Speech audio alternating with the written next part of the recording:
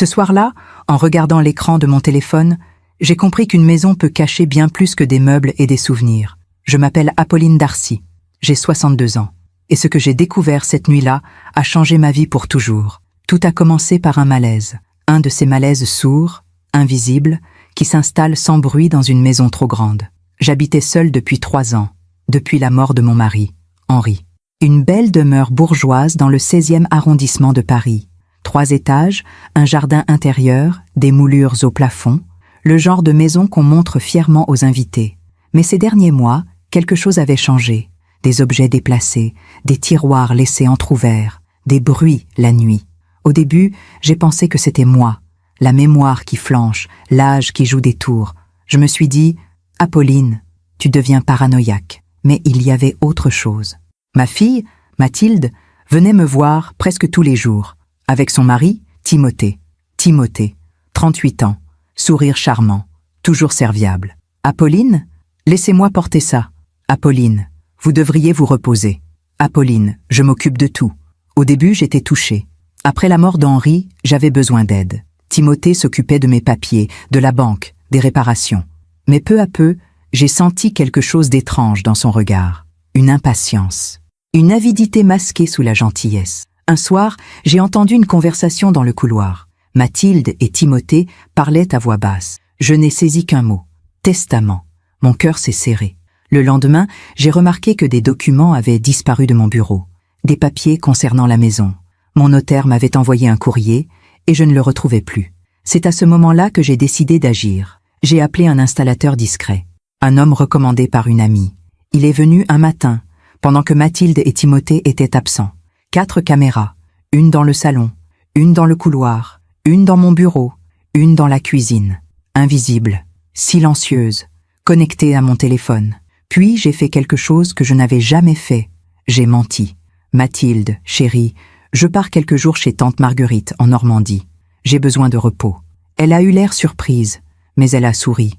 C'est une excellente idée, maman. Tu devrais te reposer. Timothée et moi, on s'occupera de tout ici. Ce sourire m'a glacé le sang. Le soir même, je suis partie. Mais je ne suis pas allée en Normandie. Je me suis installée dans un petit hôtel à 2 rues de chez moi. Chambre 17, vue sur une cour intérieure. J'ai ouvert l'application sur mon téléphone. 4 écrans. Ma maison, vide. J'ai attendu. Le premier jour, rien. Le deuxième jour, Mathilde est passée rapidement. Elle a regardé autour d'elle, comme si elle vérifiait que j'étais bien partie. Le troisième jour, Timothée est entré seul. Il a fouillé mon bureau, méthodiquement, calmement. Je voyais tout. Mon cœur battait si fort que j'avais du mal à respirer. Et puis, le 4e soir, mon téléphone a sonné. Un numéro que je ne connaissais pas. J'ai décroché. Une voix de femme, âgée, douce, mais ferme. Madame Darcy? Oui, qui êtes-vous? Je suis votre voisine, Madame Leclerc, du numéro 8. Je l'ai reconnue. Une femme discrète, toujours élégante, que je croisais parfois dans la rue. Madame Leclerc, que se passe-t-il? Il y a eu un silence. Puis elle a dit, d'une voix grave, « Attendez minuit, vous verrez tout. » Et elle a raccroché. J'ai fixé mon téléphone, les mains tremblantes. Minuit. Pourquoi minuit? J'ai regardé l'heure. 22h30. 1h30. J'ai posé mon téléphone sur la table de nuit. Je me suis assise sur le lit, les yeux rivés sur les 4 petits écrans. Ma maison était silencieuse, vide. Les minutes ont passé comme des heures. 23h, 23h30, 23h50. Mon cœur battait de plus en plus fort. Et puis, à minuit pile, la porte d'entrée s'est ouverte. Timothée. Il n'était pas seul. Mathilde était avec lui. Et un homme que je ne connaissais pas. Costume sombre, mallette à la main. Ils sont entrés dans mon salon. Timothée s'est dirigé vers le mur, vers la grande photo encadrée de moi et Henri, notre portrait de mariage. Il a pointé la photo du doigt, et j'ai lu sur ses lèvres « Elle signera demain, qu'elle le veuille ou non ». J'ai failli lâcher mon téléphone. Mes mains tremblaient tellement que l'écran est devenu flou. Qu'est-ce qu'il voulait en me faire signer? Et surtout, comment comptait-il me forcer? Parfois, on fait confiance à ceux qui ne devraient jamais en recevoir. Et vous, avez-vous déjà été trahi par quelqu'un que vous aimiez? Racontez-moi votre histoire dans les commentaires. J'aimerais vous lire. Cette nuit-là, dans cette chambre d'hôtel anonyme, J'ai regardé l'écran de mon téléphone jusqu'à ce que mes yeux me brûlent. Timothée, Mathilde et cet homme inconnu sont restés dans mon salon pendant près d'1 heure. Ils parlaient, ils riaient même. Et moi, à 2 rues de là, j'étais prisonnière de ma propre vie. Je n'ai pas fermé l'œil cette nuit-là. J'ai regardé les 4 écrans jusqu'à ce qu'ils partent, vers 1 heure du matin. Ils ont emporté des dossiers de mon bureau. Des dossiers que je n'avais jamais autorisé personne à toucher. Quand le silence est revenu dans ma maison, j'ai posé le téléphone. Mes mains tremblaient encore. Je me suis allongée sur le lit étroit de cette chambre d'hôtel, les yeux fixés au plafond. Et j'ai repensé à tout, à comment j'en étais arrivée là. Il faut que je vous parle de ma vie d'avant. De cette vie que je croyais solide, construite sur des fondations de pierre. J'ai épousé Henri Darcy quand j'avais 24 ans. C'était un homme bon, avocat d'affaires, brillant, mais discret. Il ne parlait jamais fort. Il n'avait pas besoin de le faire. Quand Henri entrait dans une pièce, les gens se taisaient pour l'écouter. Nous avons vécu 38 ans ensemble. 38 ans dans cette maison du 16e arrondissement. Une maison qu'Henri avait achetée avec ses premiers honoraires. Il était si fier ce jour-là. Je me souviens de son sourire quand il m'a tendu les clés. « Apolline, cette maison, c'est pour toi, pour nous, pour notre famille. Nous avons eu Mathilde 2 ans plus tard. Mathilde, mon unique enfant, ma fille. Pendant longtemps, elle a été ma joie, ma raison de vivre. Je me souviens de ses cheveux blonds quand elle était petite, de ses rires dans le jardin, de ses dessins collés partout sur les murs de la cuisine. Henri l'adorait. Il rentrait tard le soir, épuisé par ses dossiers, mais il montait toujours dans sa chambre pour lui lire une histoire. « Papa, encore une, encore une. »« D'accord, ma princesse, une dernière. » Et il lisait, encore et encore, jusqu'à ce qu'elle s'endorme. Nous formions une famille heureuse. Du moins, je le croyais. Mathilde a grandi. Elle est devenue une jeune femme élégante, cultivée. Elle a fait des études de droit, comme son père. Henri était si fier. Tu vois, Apolline, elle a hérité de mon cerveau et de ta sensibilité. Il avait raison. Mathilde était brillante, mais elle était aussi douce, attentionnée. Enfin, c'est ce que je pensais. Tout a changé quand elle a rencontré Timothée.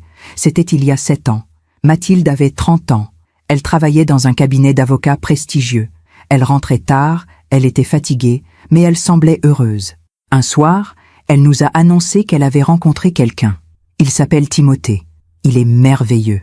Vous allez l'adorer. Henri et moi étions ravis. Mathilde n'avait jamais eu de relation sérieuse.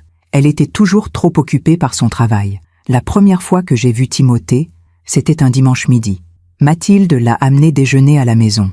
Il était, charmant, grand, brun, des yeux clairs, un sourire facile. Il s'est présenté avec un bouquet de pivoines. Mes fleurs préférées. Madame Darcy, Mathilde m'a dit que vous aimiez les pivoines. J'espère que celles-ci vous plairont. J'ai souri. J'ai été touchée. Henri l'a observé pendant tout le repas, discrètement, comme il observait les témoins au tribunal. Après le déjeuner, quand Mathilde et Timothée sont partis, Henri est resté silencieux. « Alors, tu l'as trouvé comment ?» ai-je demandé. Il a réfléchi un instant. Il est poli, bien élevé. Mais il y a quelque chose, je ne sais pas, quelque chose dans son regard. « Henri, tu es trop méfiant. C'est un garçon charmant. » Il a hoché la tête, mais il n'a rien ajouté. Aujourd'hui, je regrette de ne pas avoir écouté cette intuition. Timothée et Mathilde se sont mariés 1 an plus tard. Un mariage magnifique, à l'église Saint-Philippe du Roule. 200 invités, une réception dans un hôtel particulier près du parc Monceau. Henri a payé tout, sans hésiter. C'est notre fille unique, Apolline. Elle mérite ce qu'il y a de mieux. Mathilde était radieuse dans sa robe blanche. Timothée, impeccable dans son costume sur mesure. Ils avaient l'air si heureux. Pendant la réception, Timothée est venu me voir. « Apolline, merci pour tout. Je vous promets de prendre soin de Mathilde. » Toujours, j'ai cru en cette promesse. Les 2 premières années de leur mariage ont été calmes. Timothée travaillait dans la finance. Il avait un poste bien payé dans une banque d'affaires. Mathilde continuait au cabinet. Ils habitaient un appartement près de la place Victor Hugo. Ils venaient nous voir tous les dimanches. Henri vieillissait. Son cœur le fatiguait. Mais il continuait à travailler. Il disait que le travail le maintenait en vie. Le jour où je m'arrête, Apolline, c'est que je suis mort. Je lui disais d'arrêter, de profiter, de voyager. Mais il n'écoutait jamais. Et puis, un matin de novembre, il y a 3 ans, Henri ne s'est pas réveillé. Crise cardiaque, pendant son sommeil. Paisible, m'a dit le médecin. Mais pour moi, rien n'était paisible. Mon monde s'est effondré. Les semaines qui ont suivi ont été un brouillard. Mathilde et Timothée se sont occupés de tout. Les funérailles, les papiers, les démarches. J'étais incapable de penser, incapable de décider.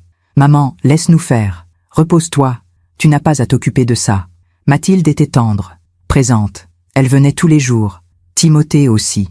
Il s'est occupé des comptes bancaires, des assurances, du notaire. Apolline, Henri a tout bien organisé. Vous n'avez à vous soucier de rien. Je m'occupe de tout. J'étais reconnaissante. Je me disais, quelle chance d'avoir un gendre aussi dévoué. Mais peu à peu, j'ai remarqué quelque chose. Timothée posait beaucoup de questions. Sur la maison, sur mes économies, sur le testament d'Henri. Apolline, vous avez pensé à faire un testament vous aussi? C'est important à votre âge. Apolline, cette maison est immense. Vous ne pensez pas qu'elle est trop grande pour vous seule? Apolline, vous devriez mettre Mathilde sur vos comptes, au cas où il vous arriverait quelque chose. Au début, je trouvais ça normal, prévoyant. Mais il revenait sans cesse sur ces sujets, avec insistance. Un soir, 6 mois après la mort d'Henri, Timothée est venu seul. Mathilde avait une réunion tardive au cabinet. Nous avons dîné tous les deux. Un dîner simple, soupe, poulet rôti, salade. Pendant le repas, Timothée a sorti une enveloppe de sa poche. Apolline, j'ai réfléchi. Cette maison représente beaucoup de travail pour vous. L'entretien, les charges, les réparations.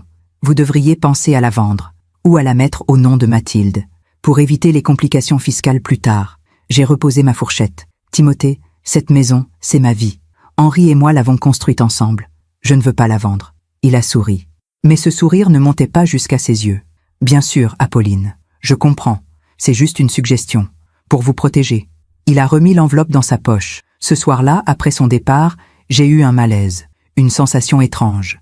Comme si quelque chose de froid s'était glissé sous ma peau. Les mois ont passé. Timothée continuait à venir, à poser des questions, à insister. Mathilde aussi avait changé. Elle était distante, préoccupée. Un jour, je lui ai demandé « Mathilde, tout va bien entre toi et Timothée ?» Elle a détourné le regard. « Oui, maman, tout va bien. » Mais je voyais bien que non. Il y avait quelque chose, une tension, une ombre. Et puis, il y a eu cet incident avec mes bijoux. Un matin, j'ai voulu porter le collier que Henri m'avait offert pour nos 20 ans de mariage. Une chaîne en or avec un petit pendentif en émeraude. Je suis allée dans ma chambre. J'ai ouvert le coffret sur ma coiffeuse. Le collier n'était plus là. J'ai fouillé partout, dans les tiroirs, dans l'armoire. Rien. J'ai appelé Mathilde. « Chérie, tu n'aurais pas vu mon collier en émeraude ?» Il y a eu un silence. « Ton collier ?»« Non, maman. »« Pourquoi ?»« Il a disparu. Je ne comprends pas. » Autre silence. « Tu es sûre que tu ne l'as pas rangé ailleurs ? Tu sais, avec l'âge, on oublie parfois. » Ces mots m'ont blessée. « Mathilde, je n'oublie rien. Ce collier était dans mon coffret. Toujours. Bon, on va le chercher ensemble la prochaine fois que je viens. Ne t'inquiète pas. » Mais elle n'est jamais revenue chercher. Et le collier n'est jamais réapparu. C'est à partir de ce moment-là que j'ai commencé à surveiller. Les tiroirs, les placards, les objets, des choses disparaissaient, puis réapparaissaient, puis disparaissaient à nouveau. Des documents aussi, mon passeport, mes relevés bancaires, des lettres du notaire. Je les retrouvais parfois dans des endroits où je ne les avais jamais mis. J'ai commencé à douter de moi. « Apolline, tu deviens folle. C'est le chagrin, c'est la solitude. » Mais au fond de moi, je savais. Quelque chose se passait dans ma propre maison. Quelque chose que je ne contrôlais plus. Et c'est ainsi que j'en suis arrivée à cette décision. Les caméras, le mensonge, le départ. Cette nuit-là, dans cette chambre d'hôtel, j'ai compris que ma vie telle que je la connaissais était terminée. Henri était mort, Mathilde avait changé. Et Timothée voulait quelque chose qui m'appartenait. Et il était prêt à tout pour l'obtenir. Pendant que je raconte tout cela, je me demande d'où vous m'écoutez. Écrivez le nom de votre ville en commentaire. Cela me ferait du bien de savoir que je ne suis pas seule. Le lendemain matin, je suis restée dans cette chambre d'hôtel jusqu'à midi. J'avais peur de sortir, peur de croiser quelqu'un qui me reconnaîtrait. Peur que Mathilde ou Timothée découvrent que je n'étais jamais partie en Normandie. Mais surtout, j'avais peur de ce que j'allais encore découvrir. J'ai commandé un café et un croissant au room service. La femme de chambre a frappé doucement à la porte. Elle avait mon âge, peut-être un peu plus jeune, des cheveux gris attachés en chignon. « Voilà, madame. Bon appétit. » Elle m'a regardé avec une gentillesse qui m'a touchée. « Merci », ai-je murmuré. Quand elle est partie, j'ai regardé le plateau. Le café fumait doucement. Le croissant sentait bon le beurre frais. Mais je n'avais pas faim. J'ai pris mon téléphone. Les 4 écrans étaient allumés. Ma maison était silencieuse, vide. Le soleil entrait par les grandes fenêtres du salon. Tout paraissait normal, paisible. Mais je savais que rien n'était normal. J'ai décidé de rester encore quelques jours, de continuer à observer. Je voulais comprendre, savoir ce qu'il préparait vraiment. Ce document que Timothée voulait me faire signer. Cette phrase qu'il avait dite devant la photo d'Henri et moi, elle signera demain, qu'elle le veuille ou non. Qu'est-ce que c'était? Un testament? Une procuration? Une donation? Je devais le savoir. Cet après-midi-là, Mathilde est venue à la maison. Je l'ai vue sur l'écran du salon. Elle portait un tailleur beige. Ses cheveux étaient attachés. Elle avait l'air fatiguée. Elle est restée debout au milieu du salon pendant un long moment, immobile, comme si elle réfléchissait. Puis, elle a sorti son téléphone et a appelé quelqu'un. J'ai monté le son sur l'application. Oui, c'est moi. Non, elle n'est pas là. Elle est partie en Normandie. Oui, jusqu'à lundi. Tu es sûr que ça va marcher? Et si elle refuse? D'accord. Oui, je sais. Non, je ne veux pas qu'elle souffre. Timothée, je ne veux pas qu'elle souffre. Sa voix s'est brisée. Elle a raccroché. Elle est restée debout, les bras ballants. Puis elle a fait quelque chose qui m'a transpercée. Elle s'est approchée de la photo de son père et moi, celle que Timothée avait pointée du doigt la veille. Elle a posé sa main sur le cadre, et elle a murmuré « Pardon, papa ». Puis elle est partie. Je suis resté là, le téléphone dans les mains, le cœur battant. Je ne veux pas qu'elle souffre. Pardon, papa. Qu'est-ce que cela voulait dire? Mathilde savait. Elle savait ce que Timothée préparait. Et elle le laissait faire. Ma propre fille, mon enfant. Celle que j'avais portée pendant 9 mois. Celle que j'avais bercée dans mes bras. Celle à qui j'avais tout donné. Elle participait à... À quoi? Exactement. Je me suis levée. J'ai fait les 100 pas dans la petite chambre d'hôtel. Mes jambes tremblaient. Je me suis assise sur le bord du lit. Et pour la première fois depuis des mois, j'ai pleuré. Il faut que je vous raconte quelque chose que je n'ai jamais dit à personne, même pas à Henri. Quand Mathilde avait 15 ans, elle a traversé une période difficile. Elle était brillante à l'école, mais elle n'avait pas d'amis. Les autres filles la trouvaient trop sérieuse, trop distante. Un soir, je l'ai trouvée dans sa chambre, en larmes. « Maman, je suis différente. Personne ne m'aime. » Je me suis assise à côté d'elle. Je l'ai serrée dans mes bras. « Mathilde, tu n'es pas différente. Tu es unique, et c'est ce qui fait ta force. » Elle a levé les yeux vers moi. « Mais je me sens seule. » « Je sais, ma chérie. Mais un jour, tu trouveras des gens qui te comprendront. Des gens qui t'aimeront pour ce que tu es. » Elle s'est accrochée à moi comme une petite fille. « Tu promets? » « Je promets. » Ce soir-là, je lui ai fait une promesse. Une promesse que j'ai tenue pendant toutes ces années. Être là, toujours, quoi qu'il arrive. Et maintenant, c'était elle qui me trahissait. Le soir est tombé. J'ai rallumé les écrans. Vers 20h, Timothée est entré dans la maison. Seul. Il portait un costume sombre, une mallette à la main. Il s'est dirigé directement vers mon bureau. Il a ouvert les tiroirs. Il a sorti des dossiers, des papiers. Il les a étalés sur le bureau. Puis, il a sorti quelque chose de sa mallette. Un document. Plusieurs pages. Il les a lus attentivement. Puis, il a pris son téléphone et a appelé quelqu'un. « Oui, tout est prêt. Les papiers sont en ordre. Oui, je les ai... Non, elle ne se doutera de rien. Lundi matin, dès qu'elle rentre, on lui fait signer. Si elle refuse, on a le plan B. Ne t'inquiète pas, elle signera. » Il a raccroché, puis il a regardé autour de lui. Et il a souri. Un sourire froid, calculateur. Ce sourire m'a glacé le sang. J'ai baissé le téléphone. Mes mains tremblaient tellement que j'ai failli le lâcher. Plan B. Qu'est-ce que c'était le plan B? J'ai fermé les yeux. J'ai respiré profondément. Il fallait que je réfléchisse, que je reste calme. Mais comment rester calme quand votre propre famille complote contre vous? Quand votre gendre fouille dans vos affaires comme un voleur? Quand votre fille dit « Pardon papa » devant une photo? Cette nuit-là, je n'ai pas dormi. J'ai repensé à tout, à tous les signes que j'avais ignorés. La première fois que j'ai vraiment douté de Timothée, c'était il y a 2 ans, peu de temps après la mort d'Henri. Timothée m'avait proposé de m'accompagner chez le notaire. « Apolline, vous ne devriez pas y aller seule? C'est compliqué, tous ces papiers. Je vais vous accompagner. » Mathilde avait approuvé. « Oui, maman. Timothée s'y connaît. Laisse-le t'aider. Nous sommes donc allés ensemble chez Maître Roussel, le notaire de la famille depuis 20 ans. Maître Roussel était un homme précis, méticuleux. Il connaissait tous nos dossiers par cœur. Il nous a reçus dans son bureau. Un bureau sombre, rempli de livres de droit. « Madame Darcy, je suis désolé pour votre perte. Monsieur Darcy était un homme exceptionnel. »« Merci, maître. » Il a ouvert un dossier épais. « Voici le testament de votre mari. Tout est très clair. La maison vous revient entièrement. Les comptes bancaires aussi. Vous êtes l'unique héritière. » J'ai hoché la tête. Timothée, assis à côté de moi, a demandé. « Et pour Mathilde ? Il n'y a rien pour Mathilde ?» Maître Roussel a levé les yeux. « Monsieur Darcy a prévu un legs pour Mathilde. Une somme importante. Mais seulement après le décès de Madame Darcy. » Timothée a froncé les sourcils. « Après le décès d'Apolline ? » C'est exact. Monsieur Darcy voulait s'assurer que sa femme serait protégée financièrement jusqu'à la fin de ses jours. Timothée n'a rien dit, mais j'ai vu sa mâchoire se crisper. À la sortie, dans la voiture, il a été silencieux. Puis, il a dit, d'une voix froide, « Henri aurait dû penser à Mathilde. Elle est sa fille. Elle mérite quelque chose maintenant. » J'ai été choqué par son ton. « Timothée, Henri a tout prévu. Mathilde aura tout. Mais pour l'instant, c'est moi qui vis dans cette maison. C'est normal qu'elle me revienne. » Il n'a pas répondu. Mais ce jour-là, j'ai compris. Timothée ne m'aidait pas par gentillesse. Il attendait, il calculait, il voulait cet héritage. Et il était pressé. Les jours suivants, dans cette chambre d'hôtel, j'ai continué à observer. Chaque soir, Timothée venait dans la maison. Parfois seul, parfois avec Mathilde. Il fouillait, il cherchait quelque chose. Un soir, je les ai vus ouvrir le coffre-fort du bureau. Le coffre-fort où Henri gardait les documents importants. Actes de propriété, contrat, testament. Ils ont tout sorti. Timothée a photographié chaque page avec son téléphone. Mathilde regardait, debout derrière lui, les bras croisés. Elle avait l'air mal à l'aise, mais elle ne disait rien. Le samedi soir, quelque chose d'étrange s'est produit.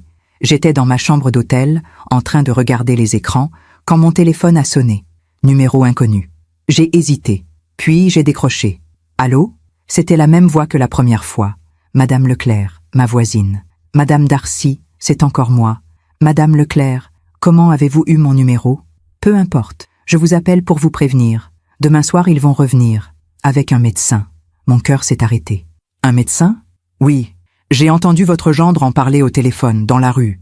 Il disait qu'il fallait faire constater que vous n'étiez plus en état de gérer vos affaires, que vous perdiez la mémoire, qu'il fallait une tutelle. J'ai senti mes jambes se dérober. Une tutelle? Oui. Si un médecin certifie que vous êtes incapable, ils peuvent prendre le contrôle de vos biens, légalement.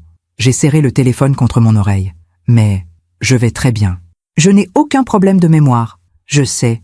Mais eux vont dire le contraire. Ils vont mentir. Et si vous signez ce document sous pression, ou si un médecin complice certifie votre incapacité, vous perdrez tout. J'ai fermé les yeux. Pourquoi vous m'aidez? Il y a eu un silence. Puis elle a dit, d'une voix douce, « Parce que j'ai vu ce qui se passe dans votre maison.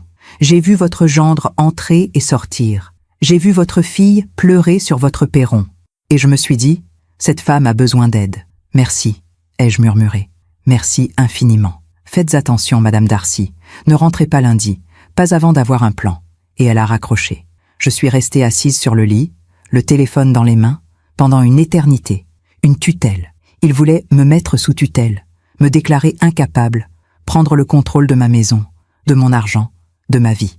Et Mathilde laissait faire, ma propre fille. Cette nuit-là, j'ai repensé à tout ce que Timothée avait dit ces derniers mois. « Apolline, vous oubliez beaucoup de choses. Apolline, vous devriez consulter un médecin. Apolline, à votre âge, il faut être prudent. » Il préparait le terrain. Il plantait des doutes dans l'esprit de Mathilde, dans l'esprit des autres, pour que, le jour venu, personne ne me croie, pour que tout le monde pense « Pauvre Apolline, elle vieillit, elle ne sait plus ce qu'elle fait. » Le dimanche matin, je me suis regardée dans le miroir de la salle de bain. J'avais les traits tirés, des cernes sous les yeux, les cheveux en désordre. Mais mon regard était clair. Je n'étais pas folle, je n'étais pas sénile. J'étais Apolline Darcy.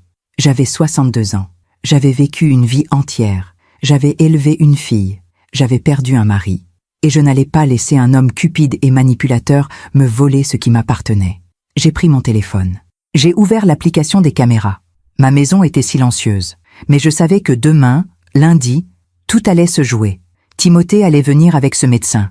Il allait essayer de me faire signer ce document. Ou pire, il allait me faire déclarer incapable. Je devais agir. Mais comment? J'étais seule, sans preuve tangible, sans témoin. Tout ce que j'avais, c'était ces vidéos, ces images floues de mon gendre fouillant dans mes affaires. Était-ce suffisant? J'ai passé la journée à réfléchir, à peser chaque option. Appeler la police? Mais pour dire quoi? Que mon gendre fouillait dans mes tiroirs? Ce n'était pas un crime. Appeler un avocat? Peut-être, mais il me fallait des preuves solides. Confronter Mathilde? Lui dire que je savais tout? Non, pas encore. Il me fallait un plan parfait. Le soir, j'ai rappelé Madame Leclerc. Madame Leclerc, c'est Apolline Darcy. Je voulais vous remercier encore. Ne me remerciez pas. Dites-moi plutôt ce que vous allez faire. Je ne sais pas encore, mais je ne rentrerai pas lundi. Je vais rester cachée quelques jours de plus, pour les observer. Bonne idée. Et ensuite, je verrai. Mais je vous promets une chose, je ne les laisserai pas gagner. Elle a ri doucement. Vous avez l'air d'une femme forte, Madame Darcy. Vous allez vous en sortir. J'espère vraiment. Cette nuit-là, avant de m'endormir, j'ai regardé une dernière fois les écrans. Ma maison était plongée dans l'obscurité. Tout était calme, mais je savais que c'était le calme avant la tempête. Demain, Timothée allait découvrir que je n'étais pas rentrée de Normandie. Demain, il allait comprendre que quelque chose clochait. Et moi, de ma cachette, j'allais voir sa vraie nature, celle qu'il avait si bien cachée pendant toutes ces années. Je me demande encore si j'ai fait le bon choix en restant cachée. Et vous? Qu'auriez-vous fait à ma place? Auriez-vous confronté votre famille immédiatement? Ou auriez-vous attendu, comme moi, pour mieux comprendre? Le lundi matin, je me suis réveillée avec une boule dans la gorge. C'était le jour où j'étais censée rentrer de Normandie. Le jour où Timothée m'attendait pour me faire signer ce document. Mais j'étais toujours dans cette chambre d'hôtel, à 2 rues de chez moi.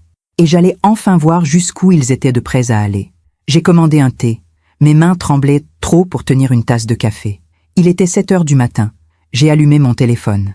Les 4 écrans de ma maison étaient calmes, silencieux. La lumière du matin entrait par les fenêtres du salon. Tout semblait paisible. Mais je savais que ce calme n'allait pas durer. À 9 heures, mon téléphone a sonné. Mathilde. J'ai regardé l'écran. Mon cœur battait si fort que j'entendais le sang dans mes oreilles. J'ai décroché. « Allô? Maman? C'est moi. Tu es bien rentrée ?» Sa voix était douce. Presque trop douce. « Non, chérie. Tante Marguerite m'a demandé de rester quelques jours de plus. Elle ne va pas très bien. » J'ai menti. Facilement. Trop facilement. Il y a eu un silence. « Ah, d'accord. Quand est-ce que tu rentres, alors? » « Je ne sais pas encore. Peut-être jeudi ou vendredi. Je te tiendrai au courant. » Autre silence. « Bon, repose-toi bien, maman. On t'embrasse. » Elle a raccroché. Je suis restée là, le téléphone dans la main, le cœur battant. Elle avait paru déçue, inquiète ou soulagée. 10 minutes plus tard, j'ai vu Mathilde arriver sur l'écran du salon. Elle est entrée dans la maison. Timothée était avec elle. Il n'était pas seul. Un homme les accompagnait. La cinquantaine, costume gris, mallette noire, le médecin. Mon sang s'est glacé. Ils se sont installés dans le salon. Timothée a posé sa mallette sur la table basse. Il a sorti des documents. Le médecin s'est assis dans le fauteuil. Mon fauteuil, celui où je lisais le soir. Mathilde est restée debout près de la fenêtre. Elle regardait dehors. Elle avait les bras croisés. Timothée a parlé le premier. « Bon, elle ne rentre que jeudi. On a le temps. » Le médecin a hoché la tête. « Parfait. Ça me laisse le temps de préparer le certificat médical. Vous êtes sûr qu'elle présentera des signes ?» Timothée a souri. « Docteur Moreau, ne vous inquiétez pas. Apolline est fragile. Depuis la mort de son mari, elle oublie beaucoup de choses. Elle se perd dans ses propres pensées. Elle confond les dates. Parfois, elle ne sait même plus quel jour on est. J'ai serré le téléphone tellement fort que mes jointures sont devenues blanches. C'était faux. Tout était faux. Le médecin a pris des notes. Troubles de la mémoire, confusion temporelle, perte de repères. Oui, ça peut suffire pour une demande de tutelle. Surtout à son âge. Mathilde s'est retournée brusquement. « Timothée, tu es sûr que c'est nécessaire? Elle va très bien. » Elle. Timothée l'a coupée d'un ton sec. « Mathilde, on en a déjà parlé. Ta mère ne peut plus gérer cette maison toute seule. C'est trop pour elle. La tutelle, c'est pour la protéger. » Mathilde a baissé les yeux. « Je sais, mais... » « Mais quoi? Tu veux qu'elle fasse une bêtise? Qu'elle vende la maison à n'importe qui?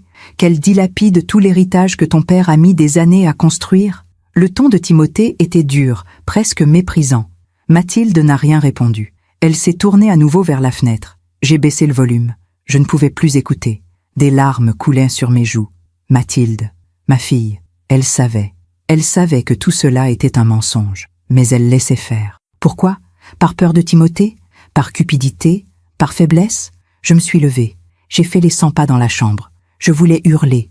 Je voulais appeler Mathilde, lui dire « Réveille-toi, c'est ta mère. Comment peux-tu me faire ça ?» Mais je ne pouvais pas. Pas encore. Il fallait que je reste cachée, que je continue à observer, parce que je savais que le pire était à venir. Dans l'après-midi, Timothée est revenu seul. Il a fouillé à nouveau dans mon bureau. Il a ouvert tous les tiroirs, tous les placards. Il cherchait quelque chose. Et puis, je l'ai vu prendre mon carnet d'adresses. Un petit carnet en cuir rouge. Celui où j'avais noté tous les numéros importants. Famille, amis, médecin, notaire. Il l'a feuilleté. Il a pris son téléphone. Il a photographié plusieurs pages. Puis, il a appelé quelqu'un. Oui, c'est moi. J'ai les contacts. Le notaire s'appelle Roussel. Maître Pierre Roussel. Oui, il faut le prévenir. Lui dire qu'Apolline souhaite revoir son testament? Non, on ne lui laissera pas le choix. Fais-moi confiance. Il a raccroché. Puis il a remis le carnet dans le tiroir. Il a souri. Ce sourire froid que je commençais à trop bien connaître. Ce soir-là, j'ai eu envie de tout abandonner. De rentrer chez moi, de les confronter, de hurler. Mais je savais que ce serait inutile. Timothée avait tout prévu. Il avait un médecin complice. Il avait des documents. Il avait même contacté mon notaire. Si je rentrais maintenant, sans preuve, sans plan, je perdrais tout. J'ai repensé à toutes ces années, à toutes les fois où j'avais accepté, où j'avais cédé, où je m'étais tue, quand Timothée avait insisté pour gérer mes comptes après la mort d'Henri. Apolline, laissez-moi m'en occuper. Vous avez assez de soucis comme ça. Et j'avais dit oui, quand il avait proposé de changer les serrures de la maison. Apolline, ces vieilles serrures ne sont plus sûres. Je vais en installer des nouvelles. Et j'avais dit oui, quand il avait suggéré de mettre Mathilde sur mon compte bancaire. Apolline, au cas où il vous arriverait quelque chose, c'est juste une précaution. Et j'avais dit oui. Chaque fois j'avais dit oui. Parce que je voulais la paix. Parce que je ne voulais pas de conflit. Parce que je pensais qu'un gendre dévoué, c'était une chance. Mais en réalité, chaque oui avait été une porte ouverte. Une porte par laquelle Timothée s'était glissé. Doucement, patiemment. Jusqu'à ce qu'il soit partout dans ma vie. Le mardi matin, quelque chose d'étrange s'est produit. J'ai vu Mathilde arriver seule à la maison. Elle est entrée lentement, comme si elle hésitait. Elle s'est dirigée vers le salon. Elle s'est assise sur le canapé et elle a pleuré. J'ai monté le volume. Je l'entendais sangloter. Des sanglots profonds, douloureux.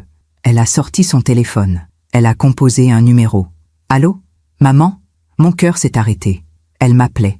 Maintenant. Pendant que je la regardais sur l'écran, mon téléphone a sonné. J'ai hésité. Puis, j'ai décroché. Oui, chérie? Maman? Tu vas bien? Sa voix était brisée. Oui, Mathilde. Je vais bien. Pourquoi?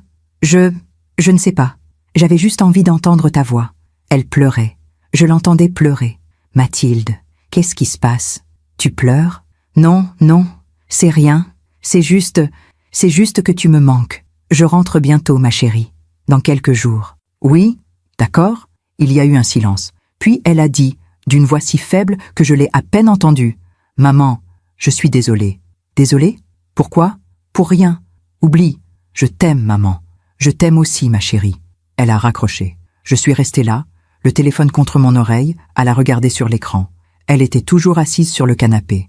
Elle pleurait. Puis elle s'est levée, elle a essuyé ses larmes, et elle est partie. Cette conversation m'a hantée pendant des heures. Maman, je suis désolée. De quoi était-elle désolée? De me trahir? De laisser Timothée manipuler ma vie? Ou était-ce autre chose?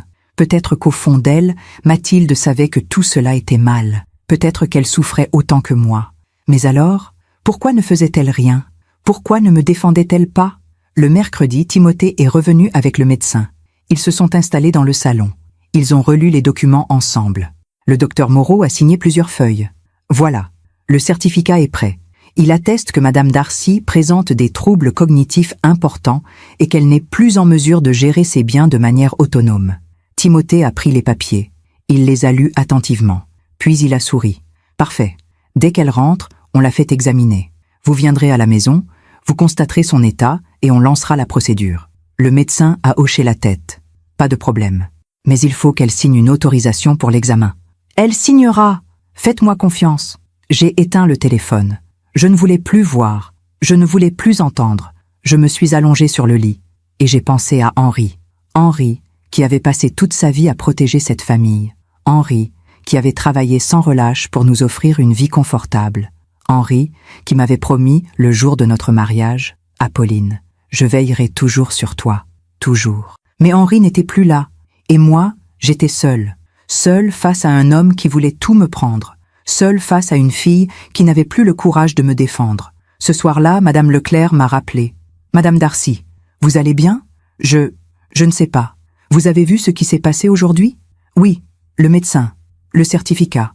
Alors vous savez, ils vont essayer de vous faire déclarer incapable dès votre retour. Oui, qu'allez-vous faire ? J'ai fermé les yeux. Je ne sais pas encore, mais je ne peux pas rentrer maintenant, pas tant que je n'ai pas trouvé une solution. Vous avez raison, ne rentrez pas, attendez le bon moment. Mais quel moment ? Quand saurais-je que c'est le bon moment ? Il y a eu un silence, puis elle a dit, « Vous le saurez, quand viendra le moment de la vérité, vous le saurez. » Le jeudi matin, j'ai appelé Mathilde. « Chérie, je vais rester encore quelques jours chez tante Marguerite. Elle a vraiment besoin de moi. »« D'accord, maman. Prends ton temps. » Sa voix était éteinte, lointaine. « Mathilde, tout va bien ? » ?»« Oui, maman, tout va bien. » Mais je savais que rien n'allait bien. Ce jour-là, j'ai pris une décision. Je n'allais pas rentrer les mains vides, je n'allais pas me laisser faire. Pendant toutes ces années, j'avais été douce, conciliante, soumise. J'avais dit oui, toujours oui. Parce que c'est ce qu'on m'avait appris, parce que c'est ce qu'une femme de ma génération faisait.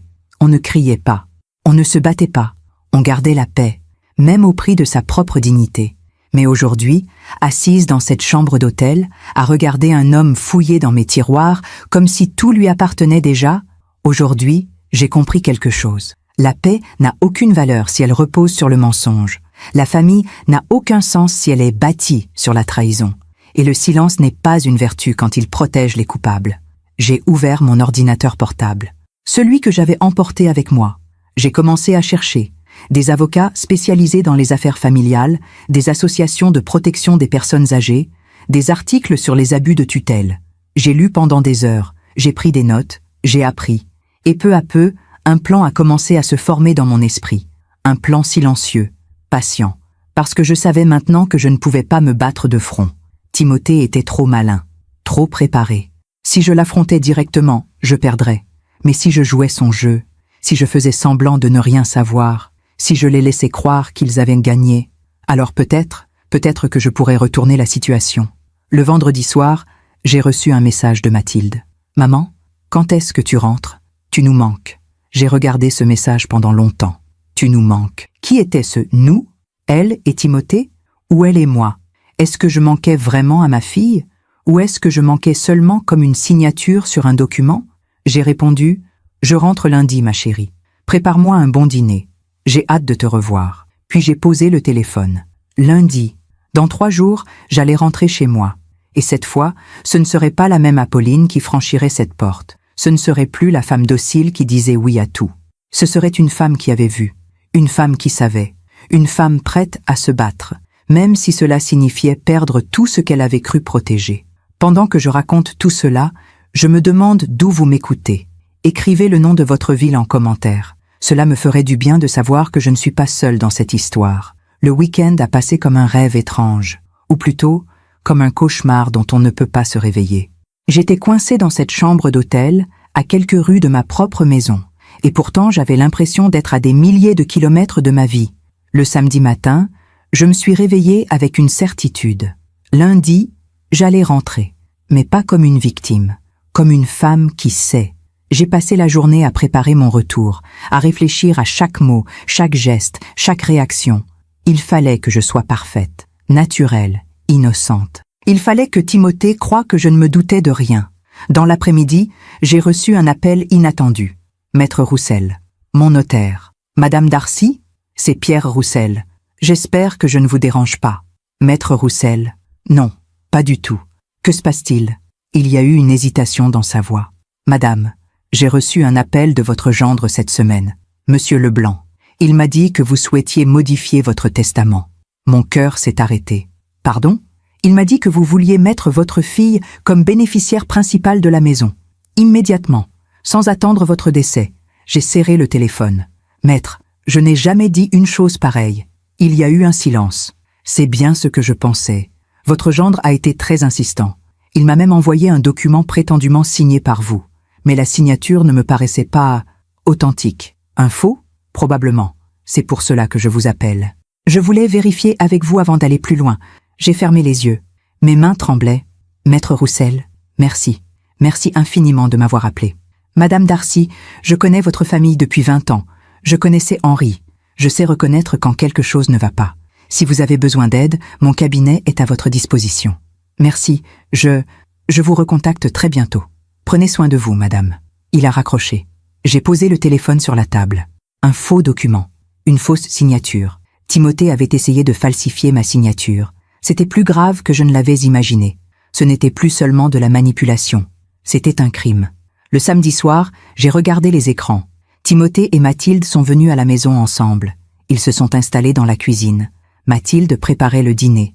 Timothée était assis à la table, son ordinateur ouvert devant lui. J'ai monté le volume. Timothée tapait sur son clavier. Puis il a appelé Mathilde. « Mathilde, viens voir. » Elle s'est approchée, une cuillère en bois à la main. « Quoi ? Regarde, j'ai trouvé un acheteur potentiel pour la maison. » Mathilde a pâli. « Un acheteur ? Mais maman n'a jamais dit qu'elle voulait vendre. » Timothée a souri. « Elle n'aura pas le choix. Une fois qu'elle sera sous tutelle, c'est moi qui déciderai. Et je vendrai cette maison. On en tirera au moins 3 millions d'euros. Peut-être plus. » Mathilde a reculé. « Timothée, c'est la maison de mon père. C'est là que j'ai grandi. Je sais, mais c'est aussi un capital immobilisé. Cet argent, on en a besoin maintenant.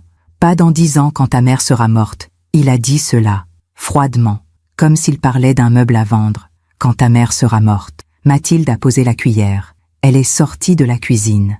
Timothée a haussé les épaules et a continué à taper sur son ordinateur. J'ai éteint le téléphone. J'avais envie de vomir. 3 millions d'euros. C'était donc ça. Pas l'amour, pas la famille, pas le souci de mon bien-être. Juste l'argent. Timothée voulait vendre la maison où j'avais vécu pendant 40 ans. La maison où Henri et moi avions élevé notre fille. La maison où chaque mur, chaque meuble, chaque objet portait nos souvenirs. Et Mathilde le laissait faire. Cette nuit-là, je n'ai pas dormi. J'ai repensé à tout, à toutes les petites choses que j'avais ignorées. Les regards échangés entre Timothée et Mathilde, les conversations qui s'arrêtaient quand j'entrais dans une pièce, les documents qu'on me faisait signer sans vraiment m'expliquer. C'est juste une formalité, Apolline. Signer ici. Et je signais, sans lire, sans poser de questions, parce que j'avais confiance, parce que c'était ma famille. Le dimanche matin, Madame Leclerc m'a appelé. « Madame Darcy, demain c'est le grand jour. » « Oui, je rentre demain matin. »« Vous êtes prête ? » ?»« Je crois. J'ai un plan. Enfin, le début d'un plan. Écoutez-moi bien.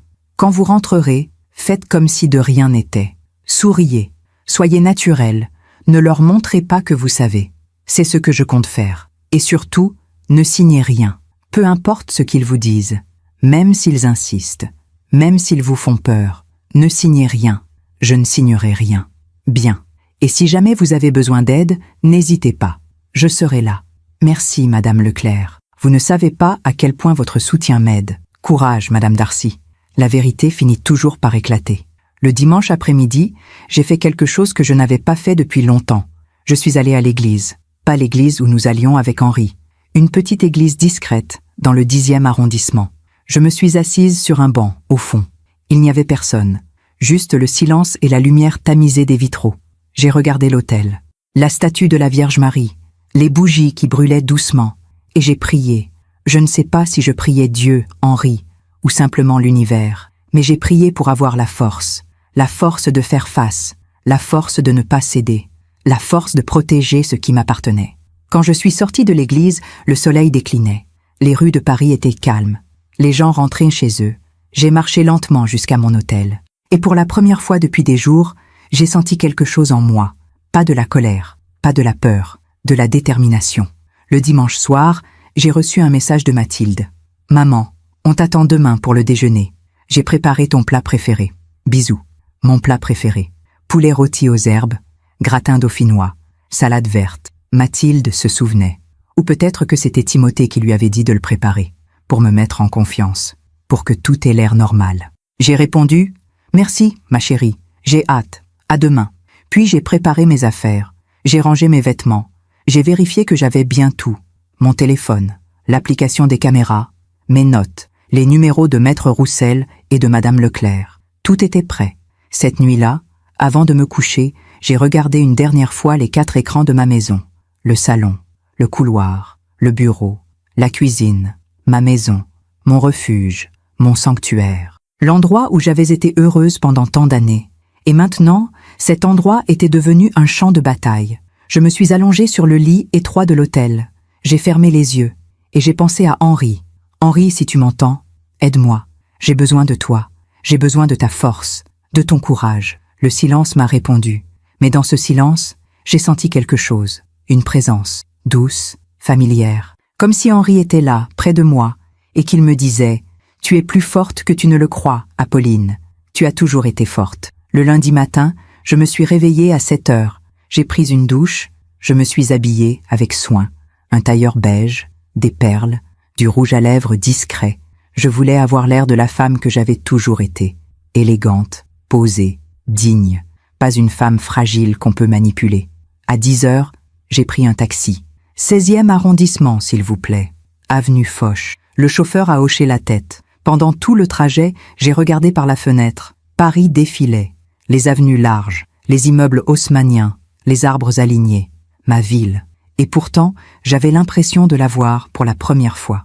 Quand le taxi s'est arrêté devant ma maison, mon cœur battait si fort que j'entendais le sang dans mes oreilles. J'ai payé le chauffeur. J'ai pris mon sac. Et j'ai regardé la façade de ma maison. Les grandes fenêtres, le balcon en fer forgé, la porte en bois massif. Tout était exactement comme je l'avais laissé. Mais plus rien n'était pareil. J'ai sorti mes clés. Mes mains tremblaient légèrement. J'ai respiré profondément.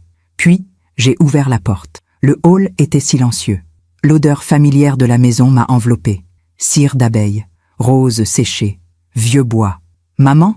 La voix de Mathilde venait de la cuisine. « Oui, c'est moi. » J'ai posé mon sac. J'ai enlevé mon manteau. Mathilde est apparue dans le couloir. Elle souriait, mais son sourire ne montait pas jusqu'à ses yeux. « Maman, tu es rentrée. Comment s'est passé ton séjour ?»« Très bien, chérie. Tante Marguerite va mieux. Elle m'a embrassée. Un baiser rapide, froid. Je suis contente que tu sois là. Timothée arrive dans 1 heure pour le déjeuner. Parfait. J'ai hâte de le voir. J'ai menti. Parfaitement. » Mathilde m'a regardé un instant, comme si elle cherchait quelque chose dans mon regard. Mais je n'ai rien laissé paraître. « Viens, je vais te faire un thé. » Nous sommes allés dans la cuisine. Pendant que Mathilde préparait le thé, j'ai regardé autour de moi. Tout était à sa place. La table, les chaises, les placards. Mais je savais maintenant. Je savais que derrière cette normalité apparente se cachait quelque chose de pourri. « Maman, tu vas bien ? Tu as l'air fatiguée. »« Oui, ma chérie. Le voyage m'a épuisée, c'est tout. » Elle a posé la tasse devant moi. « Repose-toi. On déjeune dans 1 heure. »« D'accord. » Je suis montée dans ma chambre. J'ai fermé la porte et j'ai sorti mon téléphone. L'application des caméras était toujours active. Les 4 écrans montraient le salon, le couloir, le bureau, la cuisine. Mathilde était en bas, dans la cuisine. Elle était au téléphone. J'ai monté le volume. « Oui, elle est rentrée. »« Non, elle n'a rien remarqué. »« Oui, elle a l'air normale. »« D'accord, on fait comme prévu. »« À tout à l'heure. » Elle a raccroché. J'ai baissé le volume. Mon cœur battait à tout rompre. On fait comme prévu. Qu'est-ce qui était prévu? 1 heure plus tard, la sonnette a retenti. Timothée. Je suis descendue. J'ai ouvert la porte. « Apolline, vous êtes rentrée. Comment allez-vous » Il m'a embrassée sur les 2 joues, chaleureusement, comme toujours. « Très bien, Timothée. Merci. Vous nous avez manqué. La maison était vide sans vous. » Il a souri, ce sourire charmant qu'il savait si bien faire. Mais moi, maintenant, je voyais ce qu'il y avait derrière. La froideur, le calcul, l'avidité. Nous nous sommes installés dans la salle à manger. Mathilde a servi le déjeuner. Poulet rôti, gratin, salade, tout était parfait.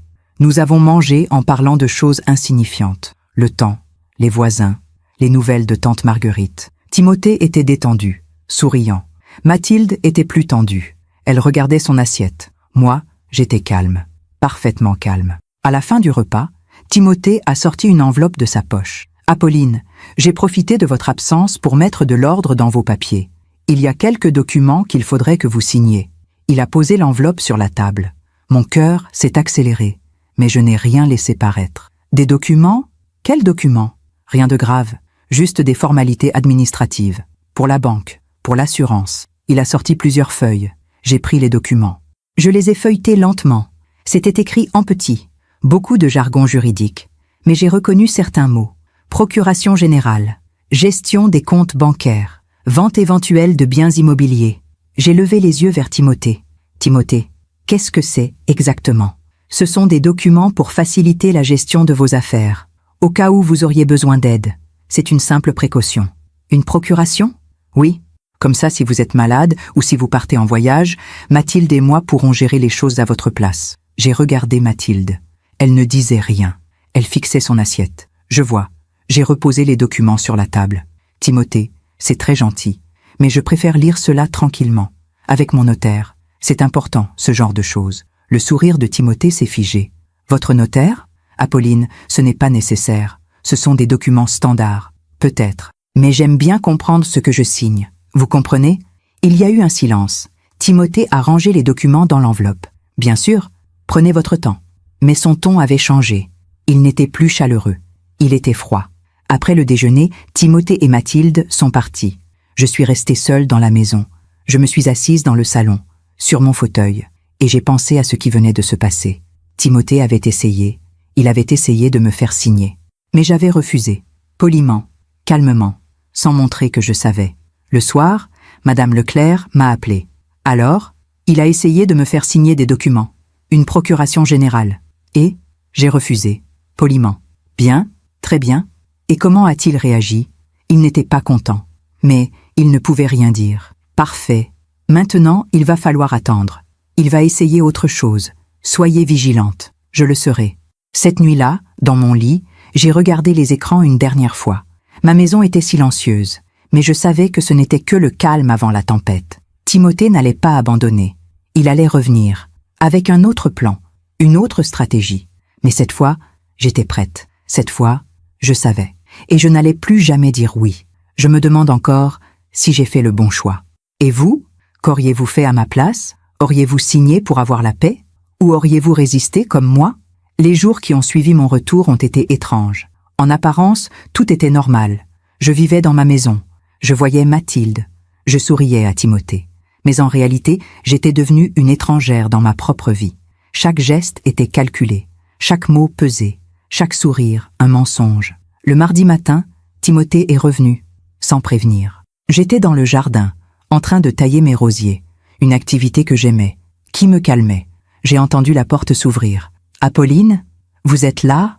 Je me suis retournée. Timothée se tenait sur le perron. « Oui, je suis là. » « Bonjour, Timothée. » Il est descendu dans le jardin. Il avait l'air décontracté, détendu, mais je voyais l'impatience dans ses yeux. Je passais dans le quartier. Je me suis dit que j'allais vous voir. C'est gentil. Il a regardé les rosiers. Henri adorait ce jardin, n'est-ce pas? Oui, il y passait des heures. Vous devez avoir beaucoup de souvenirs ici. Énormément.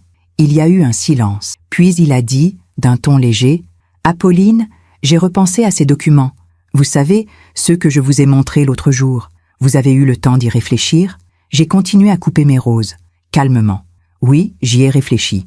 Et j'ai décidé d'en parler d'abord avec Maître Roussel. C'est lui qui gère mes affaires depuis des années. Je veux son avis.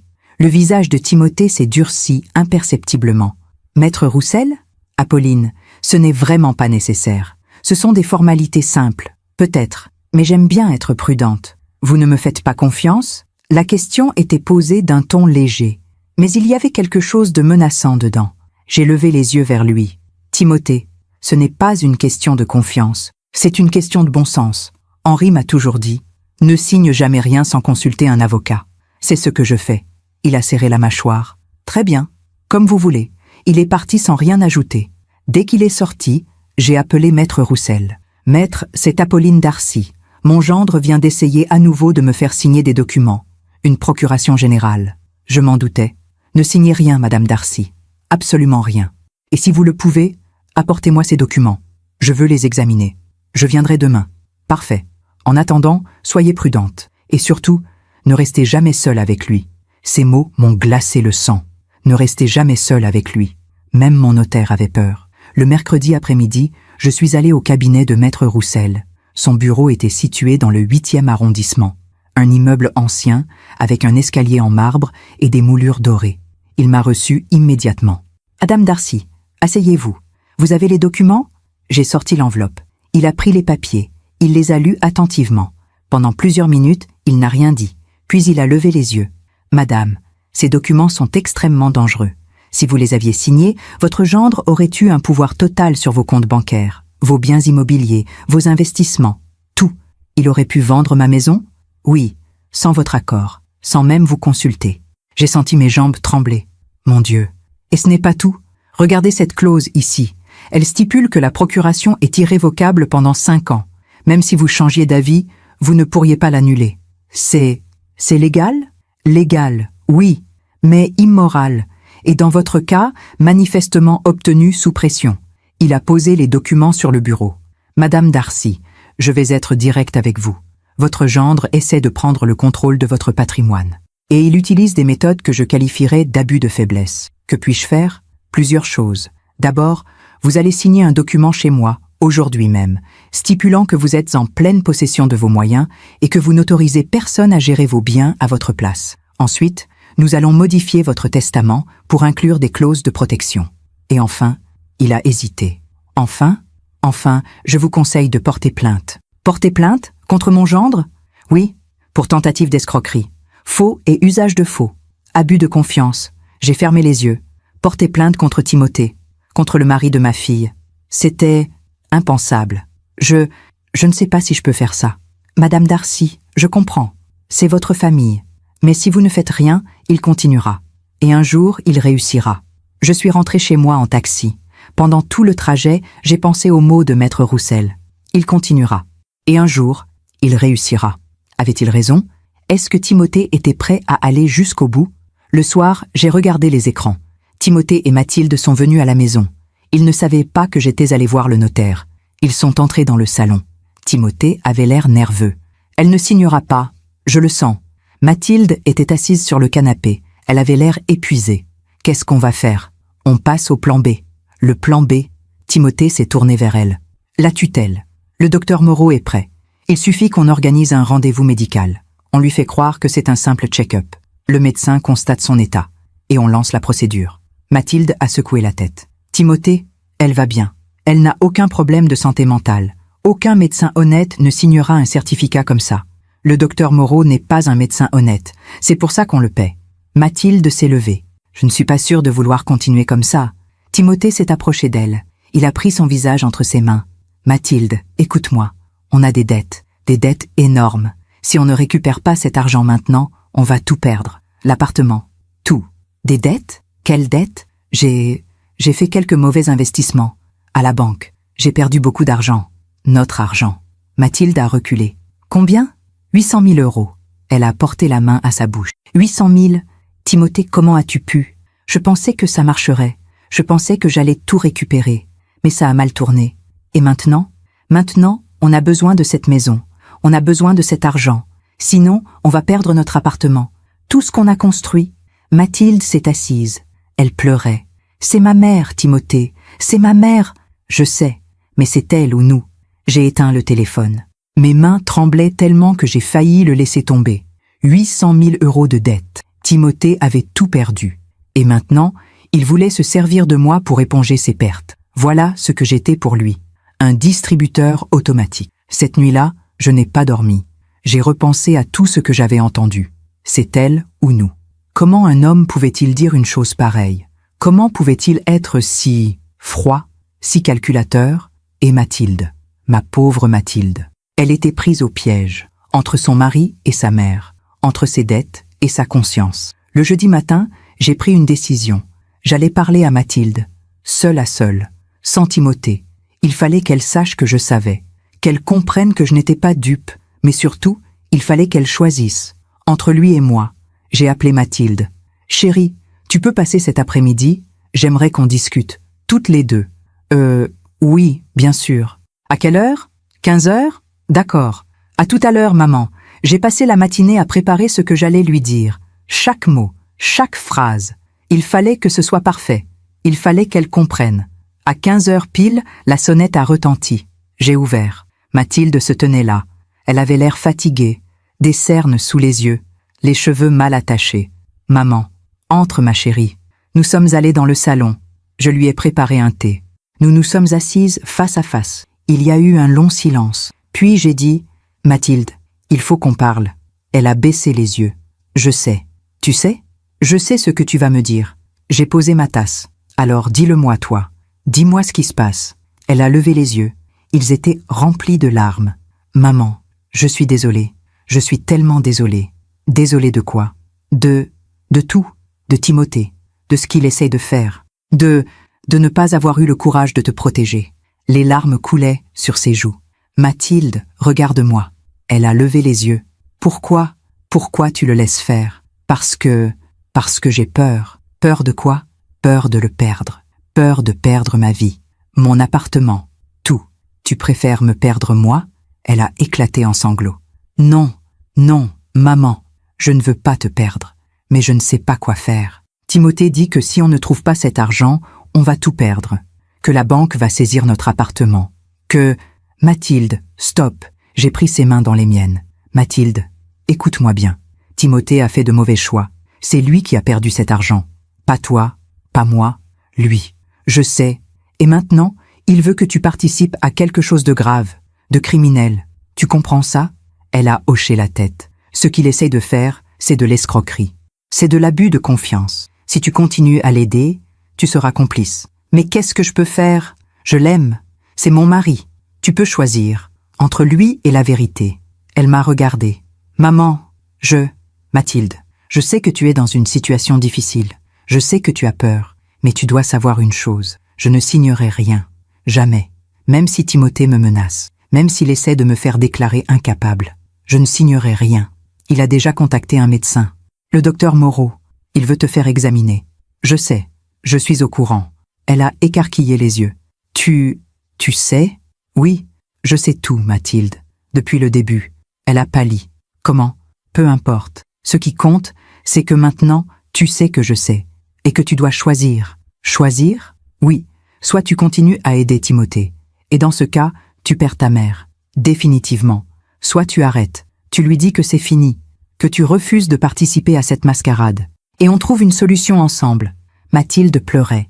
Elle tremblait. Maman, je ne sais pas si j'en suis capable. Tu en es capable. Tu es ma fille. Tu es la fille d'Henri. Tu as de la force en toi. Il suffit que tu la trouves. Elle est restée là pendant 1 heure. À pleurer. À parler. À se confier. Elle m'a raconté tout. Les mauvais investissements de Timothée. Les dettes qui s'accumulaient.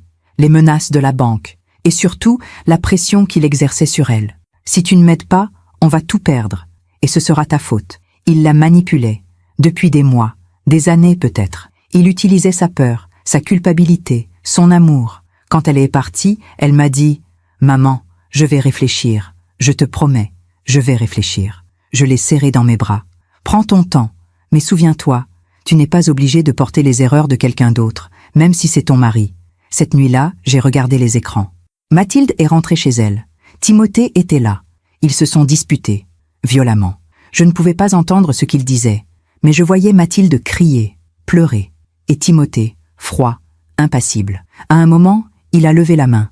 J'ai cru qu'il allait la frapper, mais il s'est arrêté. Il est sorti de l'appartement. Mathilde s'est effondrée sur le canapé. Le lendemain matin, j'ai reçu un message de Mathilde. « Maman, je suis désolée, j'ai besoin de temps. S'il te plaît, ne m'en veux pas. » J'ai répondu « Je ne t'en veux pas, ma chérie. Je t'aime. » Ce jour-là, j'ai compris quelque chose d'important. Mathilde n'était pas mon ennemie. Elle était une victime, comme moi. Victime d'un homme qui ne pensait qu'à l'argent. Un homme prêt à détruire sa propre famille pour sauver sa peau. Et maintenant, il ne me restait plus qu'une chose à faire, le confronter. Je me demande encore si j'ai fait le bon choix en parlant à Mathilde. Peut-être aurais-je dû attendre. Peut-être que j'ai précipité les choses. Et vous ? Qu'auriez-vous fait à ma place ? Les 3 jours qui ont suivi ma conversation avec Mathilde ont été les plus longs de ma vie. J'attendais, j'observais, je préparais, parce que je savais que Timothée n'allait pas abandonner. Et j'avais raison. Le lundi matin, à 9 heures précises, la sonnette a retenti. J'étais dans la cuisine, en train de prendre mon thé.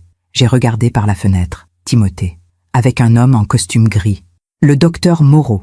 Mon cœur s'est serré, mais j'étais prête. J'ai ouvert la porte. « Apolline, bonjour. J'espère qu'on ne vous dérange pas. Timothée avait son sourire le plus charmant, celui qu'il réservait aux grandes occasions. Non, pas du tout. Entrez. Ils sont entrés. Le médecin portait une mallette noire. Apolline, je vous présente le docteur Moreau. C'est un excellent médecin. Je lui ai parlé de vous, et il a accepté de venir faire un petit check-up, juste pour s'assurer que tout va bien. J'ai regardé le médecin. Il avait un visage lisse, des yeux froids. Un check-up? Oui, rien de grave. À votre âge, c'est important de vérifier régulièrement. J'ai souri. C'est très gentil, Timothée. Mais j'ai déjà un médecin, le docteur Beaumont. Je le vois tous les 6 mois. Le sourire de Timothée a vacillé légèrement.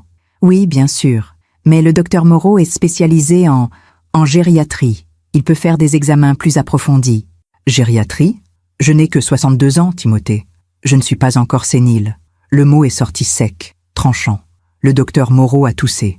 Madame Darcy, c'est juste une consultation de routine. Rien d'invasif. Quelques questions sur votre mémoire, vos habitudes. Ma mémoire va très bien, docteur. Et je n'ai besoin d'aucune consultation. Timothée s'est avancé. Apolline, je comprends que vous soyez méfiante, mais c'est pour votre bien. Mathilde et moi, on s'inquiète pour vous. Vous vivez seule dans cette grande maison. Vous oubliez des choses parfois. Je l'ai coupé. J'oublie des choses? Vraiment? Comme quoi, par exemple? Il a hésité. Eh bien, l'autre jour, vous avez oublié où vous aviez mis vos clés.